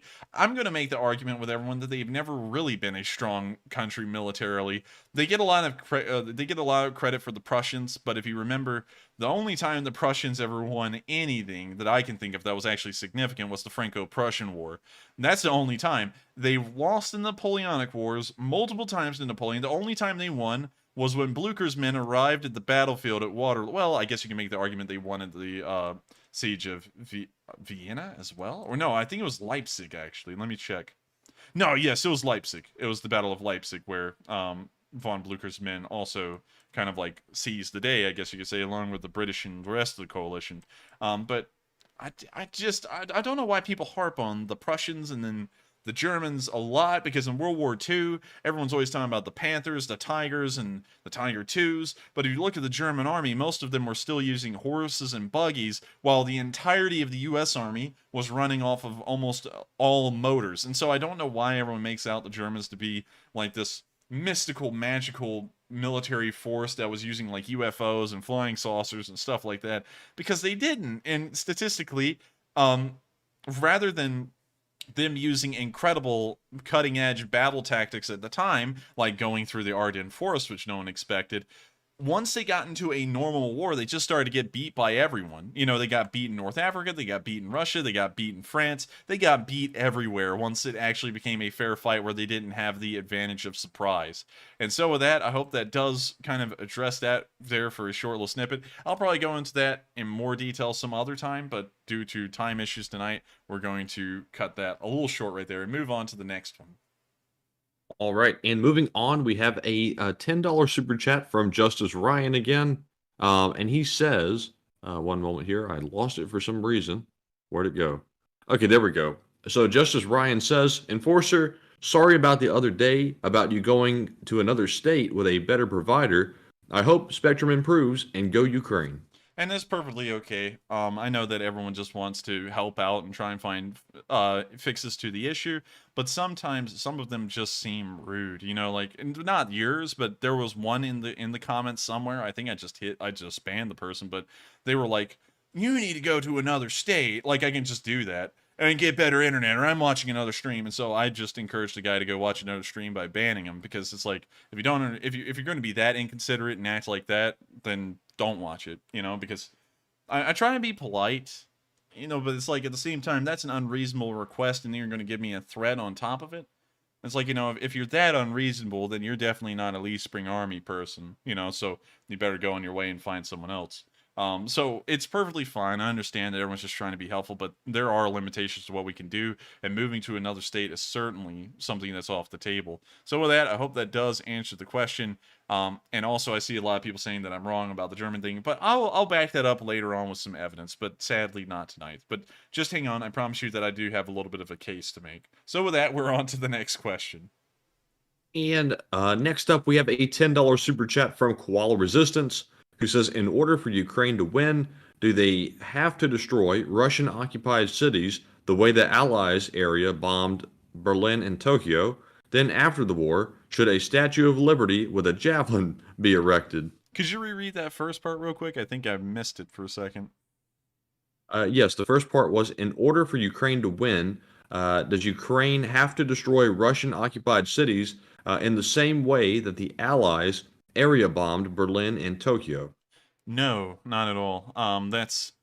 The wars have moved far beyond those kinds of strategies and tactics, and once again, this is kind of looking through history in a lens. Well, not really in a lens. This is kind of looking at history in someone's shoes, and this is what I was talking about earlier. This is a great point. At that time, that was the only way to fight a war, is to literally bomb a city to the ground. And there was nothing wrong with that at the time. That was the only way you could actually fight. If you didn't fight that way, you would lose. And so everyone fought that way. Everyone would just bomb cities into oblivion. But wars have changed, and with it, morality has changed. With the coming of more precision weapons has come the demand of less civilian casualties, which is something that the modern world should uphold itself to. That's the precedent around the world as of right now. And so in that regard, the Ukrainians should not level cities that are Russian-occupied like Tokyo and Berlin, because we've moved beyond that morally, and we've now changed our moral perspective to where civilian casualties are not acceptable, unlike the times in World War II, where it was perfectly fine to rack up tens of thousands of casualties in every side, civilian-wise, by just bombing them. So I hope that kind of answers the question. I hope y'all see what I'm saying here in a better perspective than on just the concept of slavery, is that if you go back 70 years ago, that was just the way things were, and you can't call them wrong, you can't call them right, because if the Allies did not fight the war that way, they would have never won. In fact, you could argue that they would have lost from the start, because anyways, that's a whole thing on its own of how wars had to be fought, and I'm sure everyone's going to say the Norton bomb site, but then that's a whole other thing. We'll cover that probably in a video or something, but I hope y'all get what I'm saying when I'm talking about looking at history and being in their shoes. And also, I do think that a giant Statue of Liberty kind of monument with holding a javelin would be a pretty cool statue to put somewhere in Ukraine. And so with that, I hope that does answer the question, and I thank you once again for the support. And with that, we are on to the next one. All right, and next up, we have a $50 super chat from Richard Conception, who puts in, or I've already said the donation amount, sorry about that. Richard says, new here and enjoying every moment. Thank you, Enforcer and Enforcer Matt. And my question is, do you think that NATO will stay united throughout the war? Certainly. This is definitely a uniting moment for NATO. I know that it always seems a little counterintuitive, but whenever crisis begins, that's when alliances solidify harder than ever before. And right now, it's showing that NATO is certainly not an obsolete alliance. Now they do have a common enemy to go against, which is the Russians. And in fact, due to that reason, we may see the economic sanctions carry through well after the war, because the entirety of Europe, as along with the United States, will be viewing the Russians as a serious rival. Not a serious rival in terms of their capabilities, but a diplomatically serious rival. And so with that, I hope that does kind of address that question. It's a little bit of a short answer, but I think it's a pretty concise one. I just think that due to those reasons I just listed,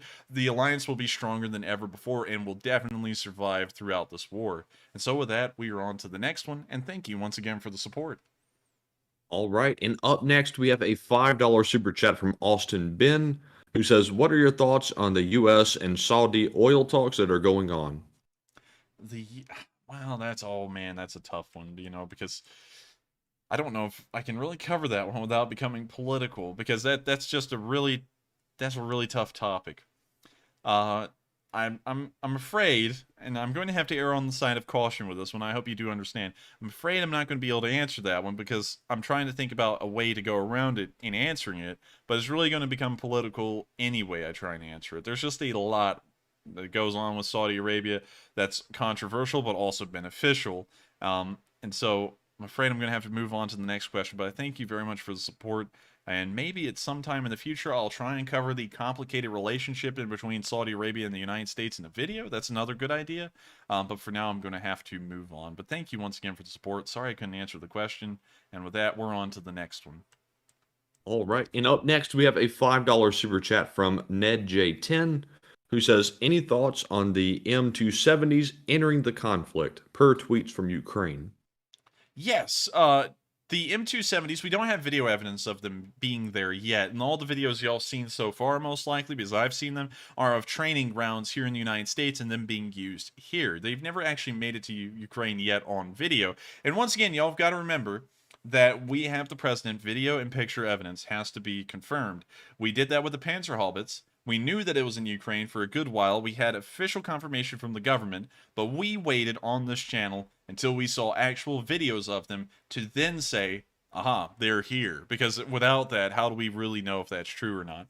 So I would assume that they are there. There's no reason for them to lie. But once again, we have to wait for the picture and video evidence here to be able to confirm that. So I hope that answers the question, and I thank you very much for the support. And with that, we are on to the next one. All right. And up next, we have a $5 super chat from Ukraine F. Putin, who says, Enforcer, have you heard the Ukraine Army anthem, Brothers of Ukraine? If so, do you think it's appropriate for the show? I think I've heard it. It's kind of the rockish song. And if that's the one, hate to say it, but it's been copyrighted. And we actually used to play it, if I'm thinking about the right one. We actually used to play it on the stream, but due to the copyrights, we had to take it down, and we're never able to play it again because YouTube comes down here and threatens to bust our kneecaps for it. So, I hope that kind of answers the question. Hopefully I'm thinking about the right song. I would play it on stream, but then we could get a copyright for that. So with that, we're going to move on to the next question. I hope that answers it, and thank you once again for the support. And up next, we have a $5 super chat from Justin the Beaver, who says, I was very pleased to see one of my brethren featured in today's stream. Slava Ukraine and Slava Beavers. And thank you so much for the support. Of course, the beaver. Matthew, we got a good chuckle out of that ink-covered beaver jumping out of that sludge pit at the Ukrainian who was poking it with a stick. That was a really funny video, actually. The whole thing, including the sniper in the ghillie suit, going through a mating season halfway through the video. It was just funny through and through, and I thank you so much for the support. I'm glad to see that one of your brethren is over there and representing, or as they say in America, repping the set. And so with that, thank you once again for the support. I hope that does address the comment, and with that, we are on to the next one. And next up, we have a $5 super chat from Tito McLovin, who says, if Ramzan Kadyrov had his way with Mike Tyson's pet tiger, what would Iron Mike do to the Don Man? Man, let me tell you something, man. If Razman Kadyrov or whatever the hell his name is, man, I would beat. Man, I'm about to.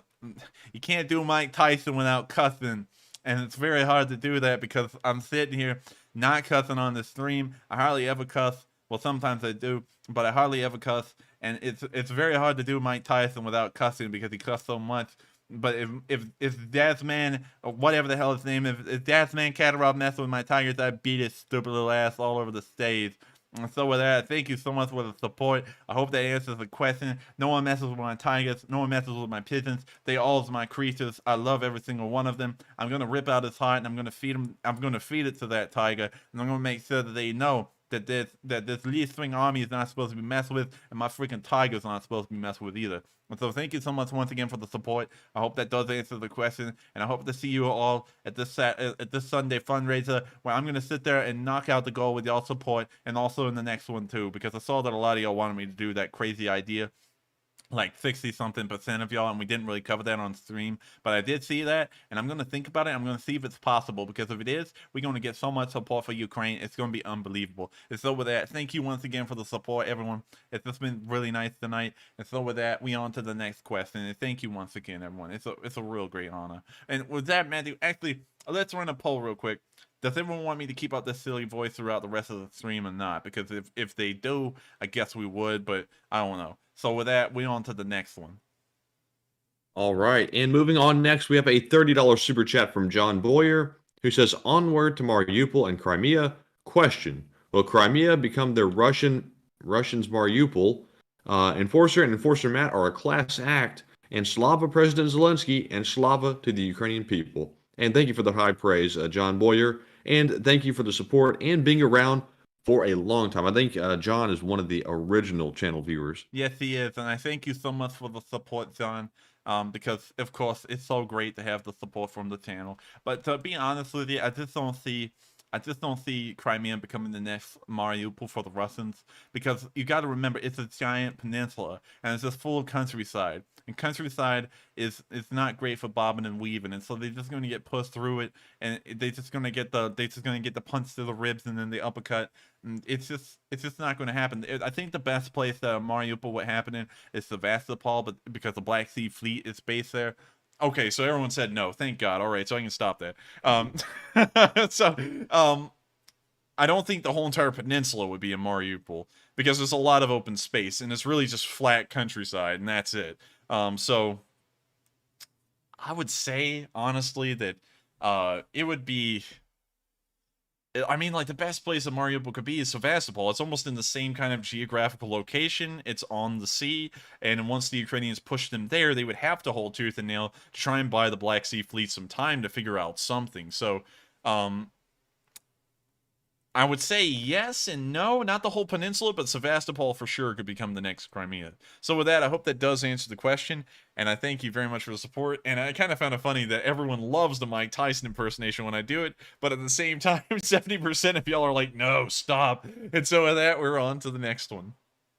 And next up, we have a $5 super chat from Rizzo Loca, who says the UN has recognized borscht as an endangered heritage of Ukraine, thereby de-Russifying the dish.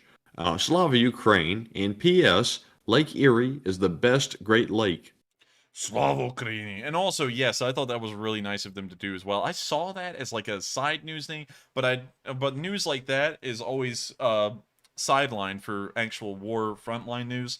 I did see that though, and I thought that was really nice of them to do.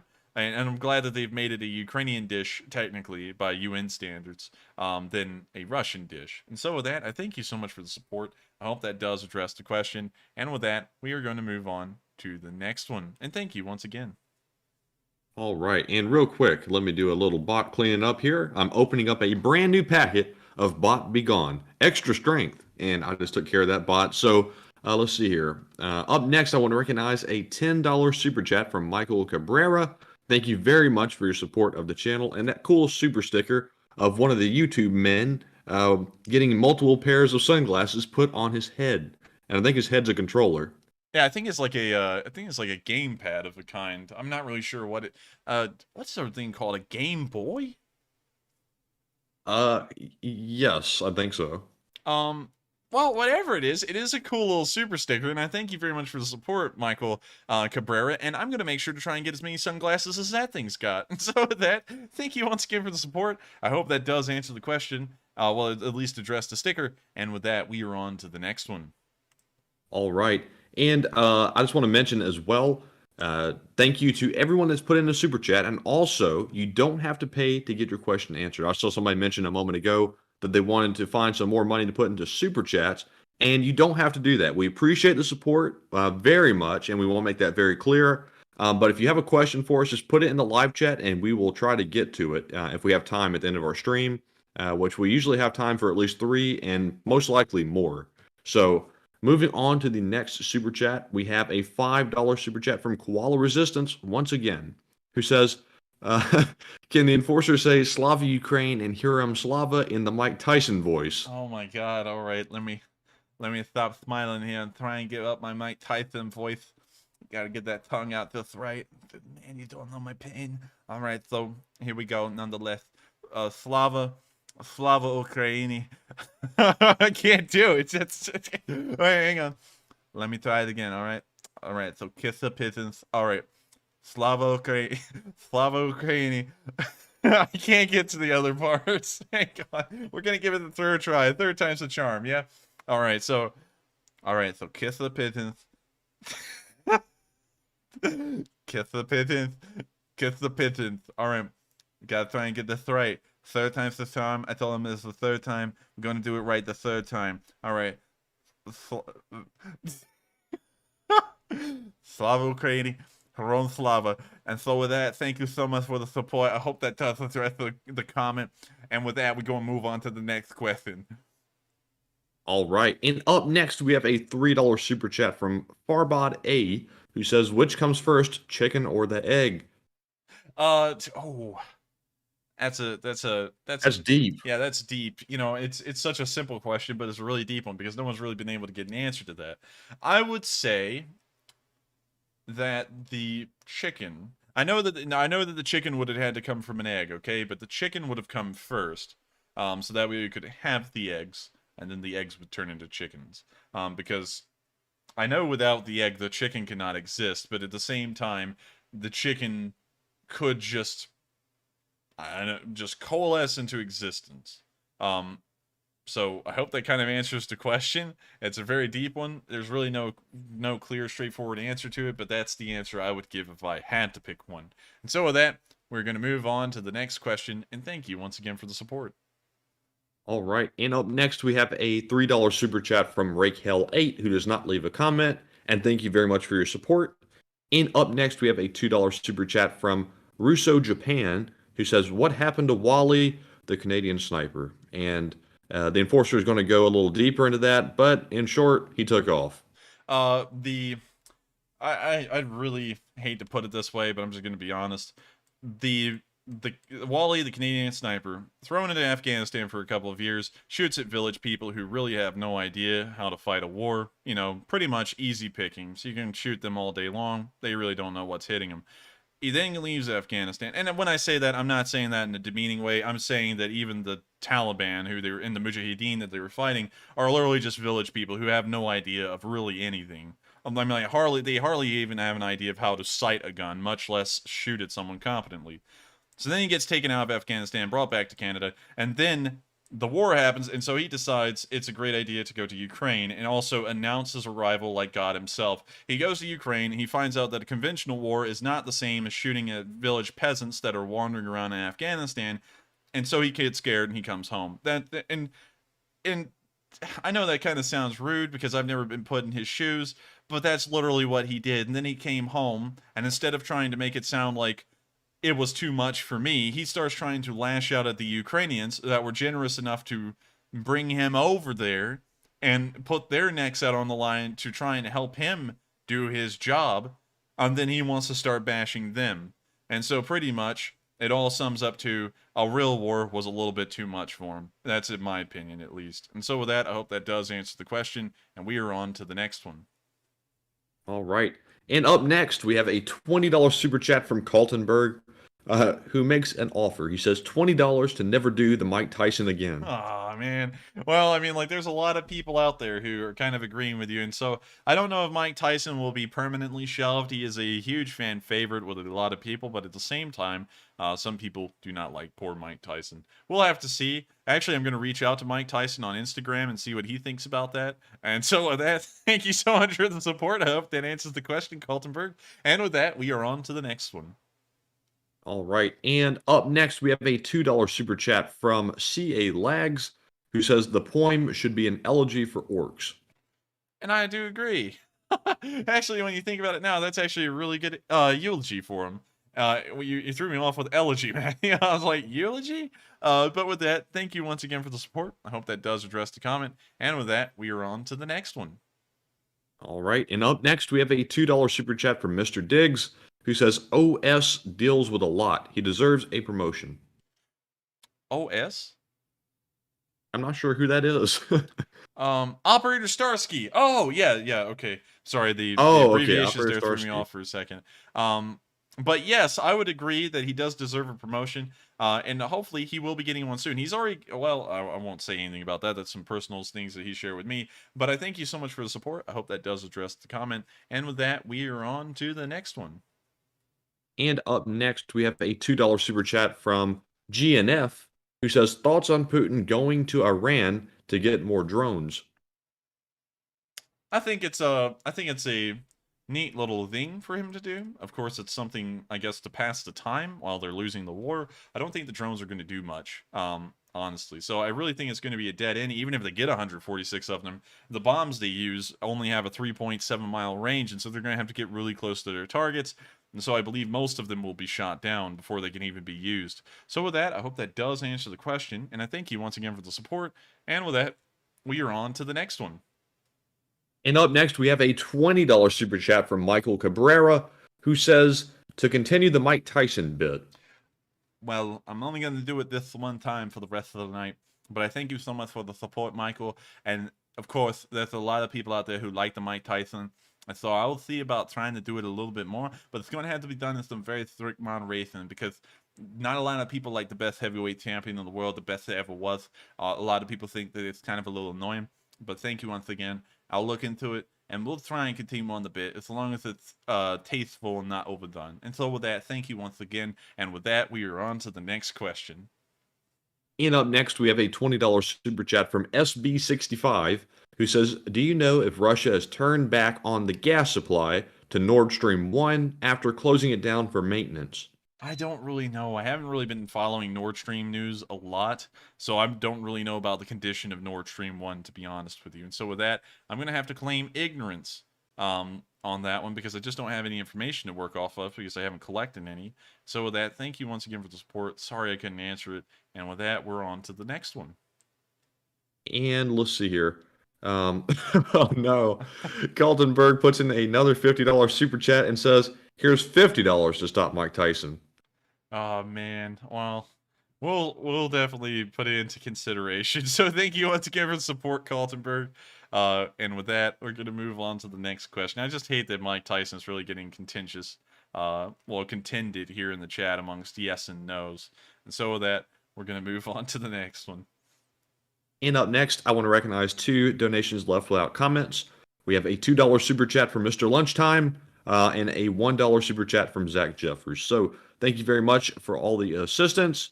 And moving on to the next one, we have a $2 super chat from CA Lags, who says, tell Tyson that Kadyrov is the Don King. Oh, I get it. Wait, read that again? I don't think I got it yet. So just for context, Don King was Tyson's manager at one point. CA Lag said, tell Tyson that Kadyrov is the Don King. Oh, he's gonna kill him. Well, thank you so much for the support and the pretty good joke right there. And so with that, thank you once again for the support.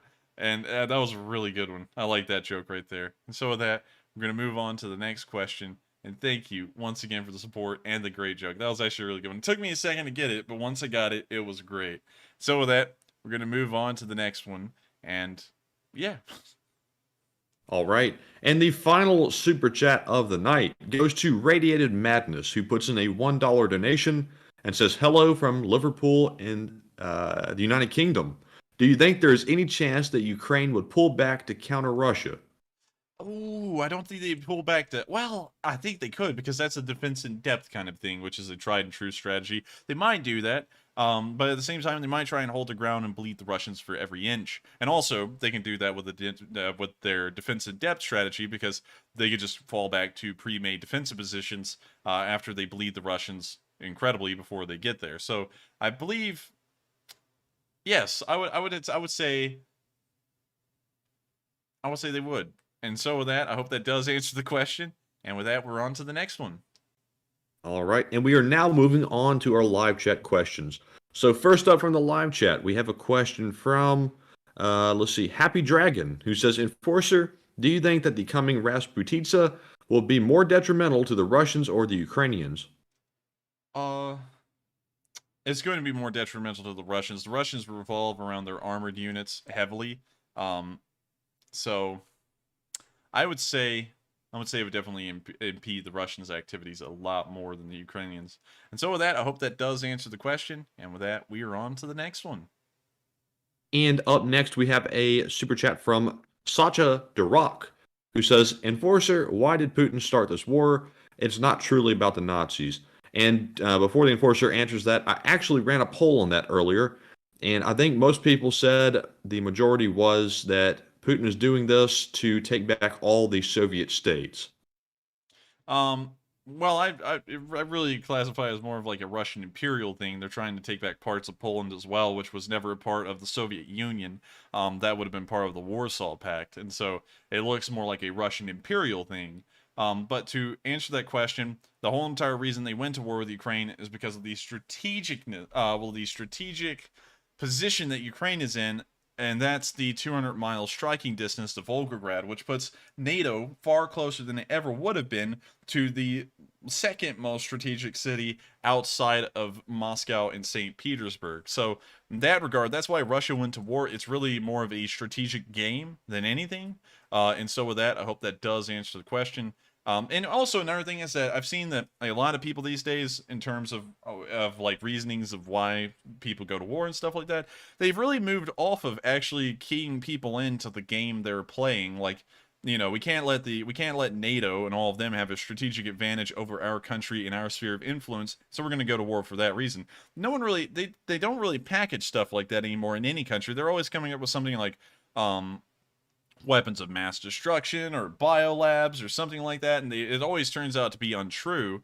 And they just never spell stuff out like the way it used to be. Like in the Falklands War, like they literally just went down to the Falklands and retook it, saying those islands are ours. They didn't come up with any fake conspiracy theories. They just said those islands are ours and we will kill for them. And so, you know, with that, I hope that kind of does answer the question, and also add in something about how the reasonings for war, at least that are told to the public, has changed a lot from what it used to be, which was a straightforward explanation.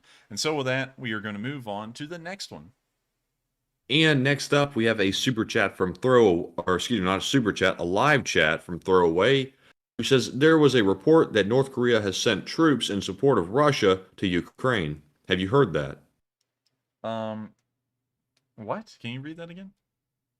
They said that there is a report that North Korea has sent troops in support of Russia into Ukraine. I would not believe that for a minute. We haven't got any video evidence of that. The North Koreans haven't even gotten a lot of support from the Russians as of late. In fact, over the past few decades. And so I don't really feel like they would be gung-ho to just throw their pitiful soldiers into that war as well. So in that regard, although I don't even have information to confirm or deny that statement, I would have to deny it. I just feel like that one's well, I'm not going to outright deny it. I'm largely leaning towards that's not likely, just due to all the political and diplomatic circumstances revolving around those two. And so with that, we're going to move on to the next question, and thank you once again for the support. And next up, we have a question from Bill Deplorable, who says, normally, are the Ukrainian police an independent civilian force like here in the USA, or are they a part of the national military? Is it different under martial law? And thank you very much. It may be well different under national law, but I believe that the Ukrainian police are a branch of the central government. Unlike the United States, if you are an American viewer, they don't have, like, I guess you could say local police per se. Well, there's local police branches, but it's not like the local, like, state police, and then, you know, you have county police and stuff like that. The police of Ukraine are the police of Ukraine. It's like that in Britain as well. So let me see about trying to pull up their power structure. Patch of the National Police, emblem of the National Police, badge of the National Police. The National Police of Ukraine, often simply referred to as the Vinnytsia, is the national and the only police service of Ukraine. And you can see that it's a broad, overarching police force. There is no state influence to it. There's no, there's no oblast influence to it. There's no local influence to it. You just have the police. So let's see. To replace Ukraine's previous national police service, the Militia was a type of domestic law enforcement agency. Interesting. Let's see. And the agency is overseen by the Ministry of Internal Affairs. So, in a way, it's kind of like a military sort of thing, because the Ministry of Internal Affairs actually fields units on the front lines right now in Ukraine. And those do include the police. And so it's not necessarily under the command of the Ministry of Defense, but it is under the command of the central government. And so in that perspective, I guess you could say it's kind of like a paramilitary force in its own right. And so with that, I hope that kind of does answer the question. That's a very, like, watered down explanation, because even it's not really a paramilitary force, but it can be, and it is being used like one right now. And so I hope that does answer the question, and we are on to the next one. And up next, we have a live chat question from Radiated Madness, who says people thought that Ukraine would be taken in 2 weeks tops. What does the enforcer think about how Ukraine has lasted almost 5 months now? Oh man, that's a very long answer, but I will try and make it a little bit short. The reason why everyone thought Ukraine would collapse within 2 weeks is because we had just come off of the precedent that Afghanistan set, where the world said, well, it was really an entirely U.S. affair, so I'll have to word it like that. The United States said, we're going to start withdrawing from Afghanistan. The Afghan government is incredibly stable, and there's only a few rebels out there in the countryside these days, and they should be able to deal with them. And then as soon as the United States withdrew most of their forces from everywhere but Kabul, the entire country collapsed within a week and fell right back into Mujahideen/Taliban hands. And so going off of that, everyone suspected that Ukraine would collapse a lot like Afghanistan's government did, and everyone that was associated with the government would just flee. And so that's what everyone went into Ukraine thinking about, because that was what was on everyone's mind still. It just happened about 5 months prior. And so when Ukraine actually started to fight back, and I remember looking at those videos of those cold, frosty mornings in late February, where Russian tanks were seen in crossroads near Kharkiv burning, and there were a couple of bodies laying around, and the snow was still on the ground. And I remember looking at those videos, and I was like, the Russians aren't dealing with what they planned. And then you also saw the Russians going street by street with infantry at the very beginning of the war through Kharkiv, like we did through Baghdad, acting like it was just going to be a quick little sweep through, and they were going to get this thing done. And then things started to fall apart because those little infantry groups didn't have an easy time. They got pushed out of the city. And then on top of that, the VDV that landed at the hospital airport got pushed out of the airport and almost entirely destroyed. And then the main Russian bulwark of their forces came down towards Kyiv and got completely stopped. And at that point, that's when I decided that historically the precedent had been laid out, and I could go through all of them. I'm going to save us a lot of time. But the historical precedent had been laid out that if they were able to put a direct halt to them like that, it's like a miracle on the Marne, and they're going to be able to maybe turn the tide of the war. It will take time, and stop the Russians from achieving their objectives. And that's kind of where I found out and kind of decided myself that Ukraine would last, and Ukraine may even win. And so with that, I hope that does answer the question. And with that, we're on to the next one. All right, and moving on, we now have a question from Bruce Grant, who says, Enforcer, anti-missile and rocket defense, have you heard of Ukrainian government and Silicon Valley company partnering to develop their own Iron Dome type system? Slava Ukraine. I haven't heard about that, and I wouldn't put a lot of good prospects into it, because developing a system from scratch takes years of time, and this war will be over by the time that system is ever fielded, or even tested for that matter.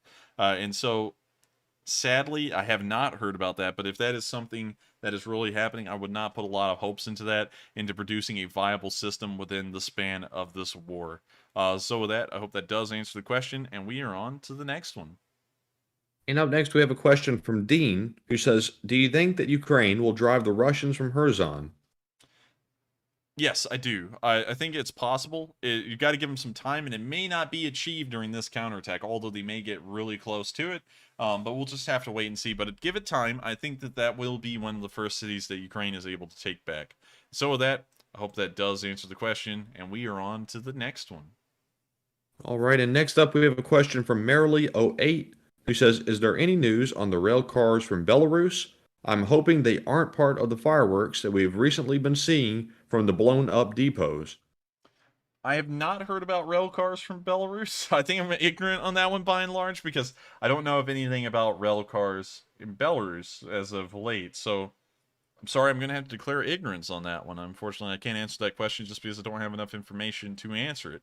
And with that, we're now going to move on to 2 more questions from the live chat. And after we answer those questions, we're then going to round out tonight's stream, because it's once again become marathon length. And we've been trying to curb them and make them not so marathon lengthy, but they're kind of going back in that direction again, weirdly enough. But with that, we are on to 2 more questions.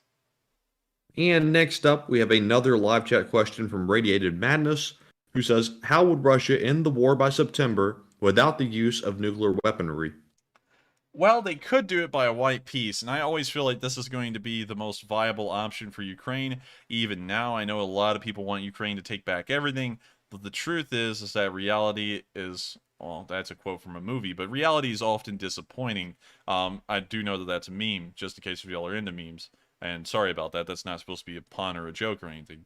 But reality is often disappointing, and I think they'll just get a white peace where Ukraine will have to recognize the Luhansk and Donetsk People's Republics with their pre-war borders and also give away Crimea to end the war. And I know a lot of people don't like that idea because it kind of seems like appeasement in a way, but it still stops Ukraine from losing everything. And although the Finns did win the Winter War, they still ceded a decent amount of land. Vyborg used to be a Finnish city, and now it's a Russian one. So I hope that kind of addresses what the Ukrainians will most likely end up doing. If it was ended by September, it would definitely be some kind of a white peace resolution. And so with that, we're now going to move on to the last question of the night. And who is the lucky last person who threw in that lucky last question of the night?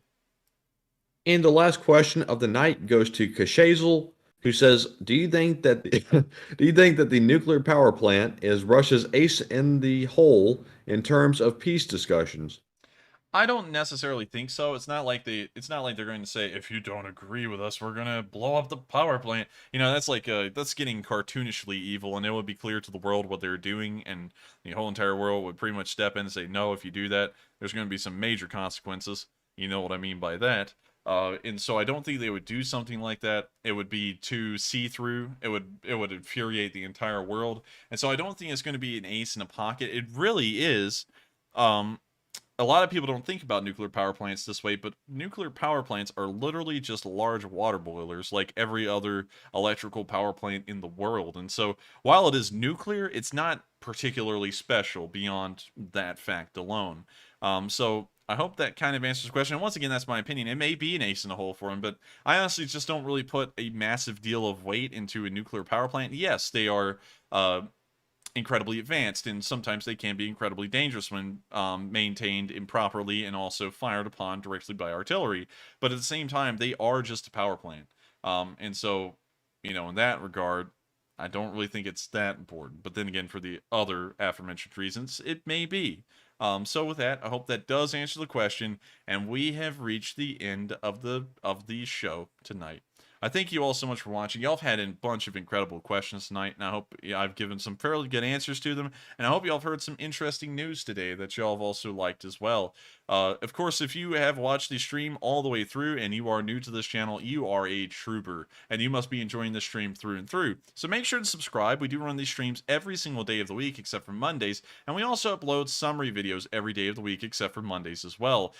Tomorrow, which is Sunday, and we do this every single Sunday, we run a fundraiser in support of a nonprofit operating in Ukraine, which of course helps all of our viewers to be able to help out in their own way, to help the Ukrainians ease their own problems and also help to win the war a little bit quicker. So if you would like, make sure to show up tomorrow on Sunday at 10 p.m. Eastern Time for that Sunday fundraiser. And of course, we're going to try and reach our goal for support for Ukraine and make sure that we can keep on helping Ukraine to hopefully win this war. And so with that, I hope y'all have a great night, and I'll see you all tomorrow at 10 p.m. Eastern Time on Sunday for the Sunday night fundraiser. Thank you all once again, and I'll see you around.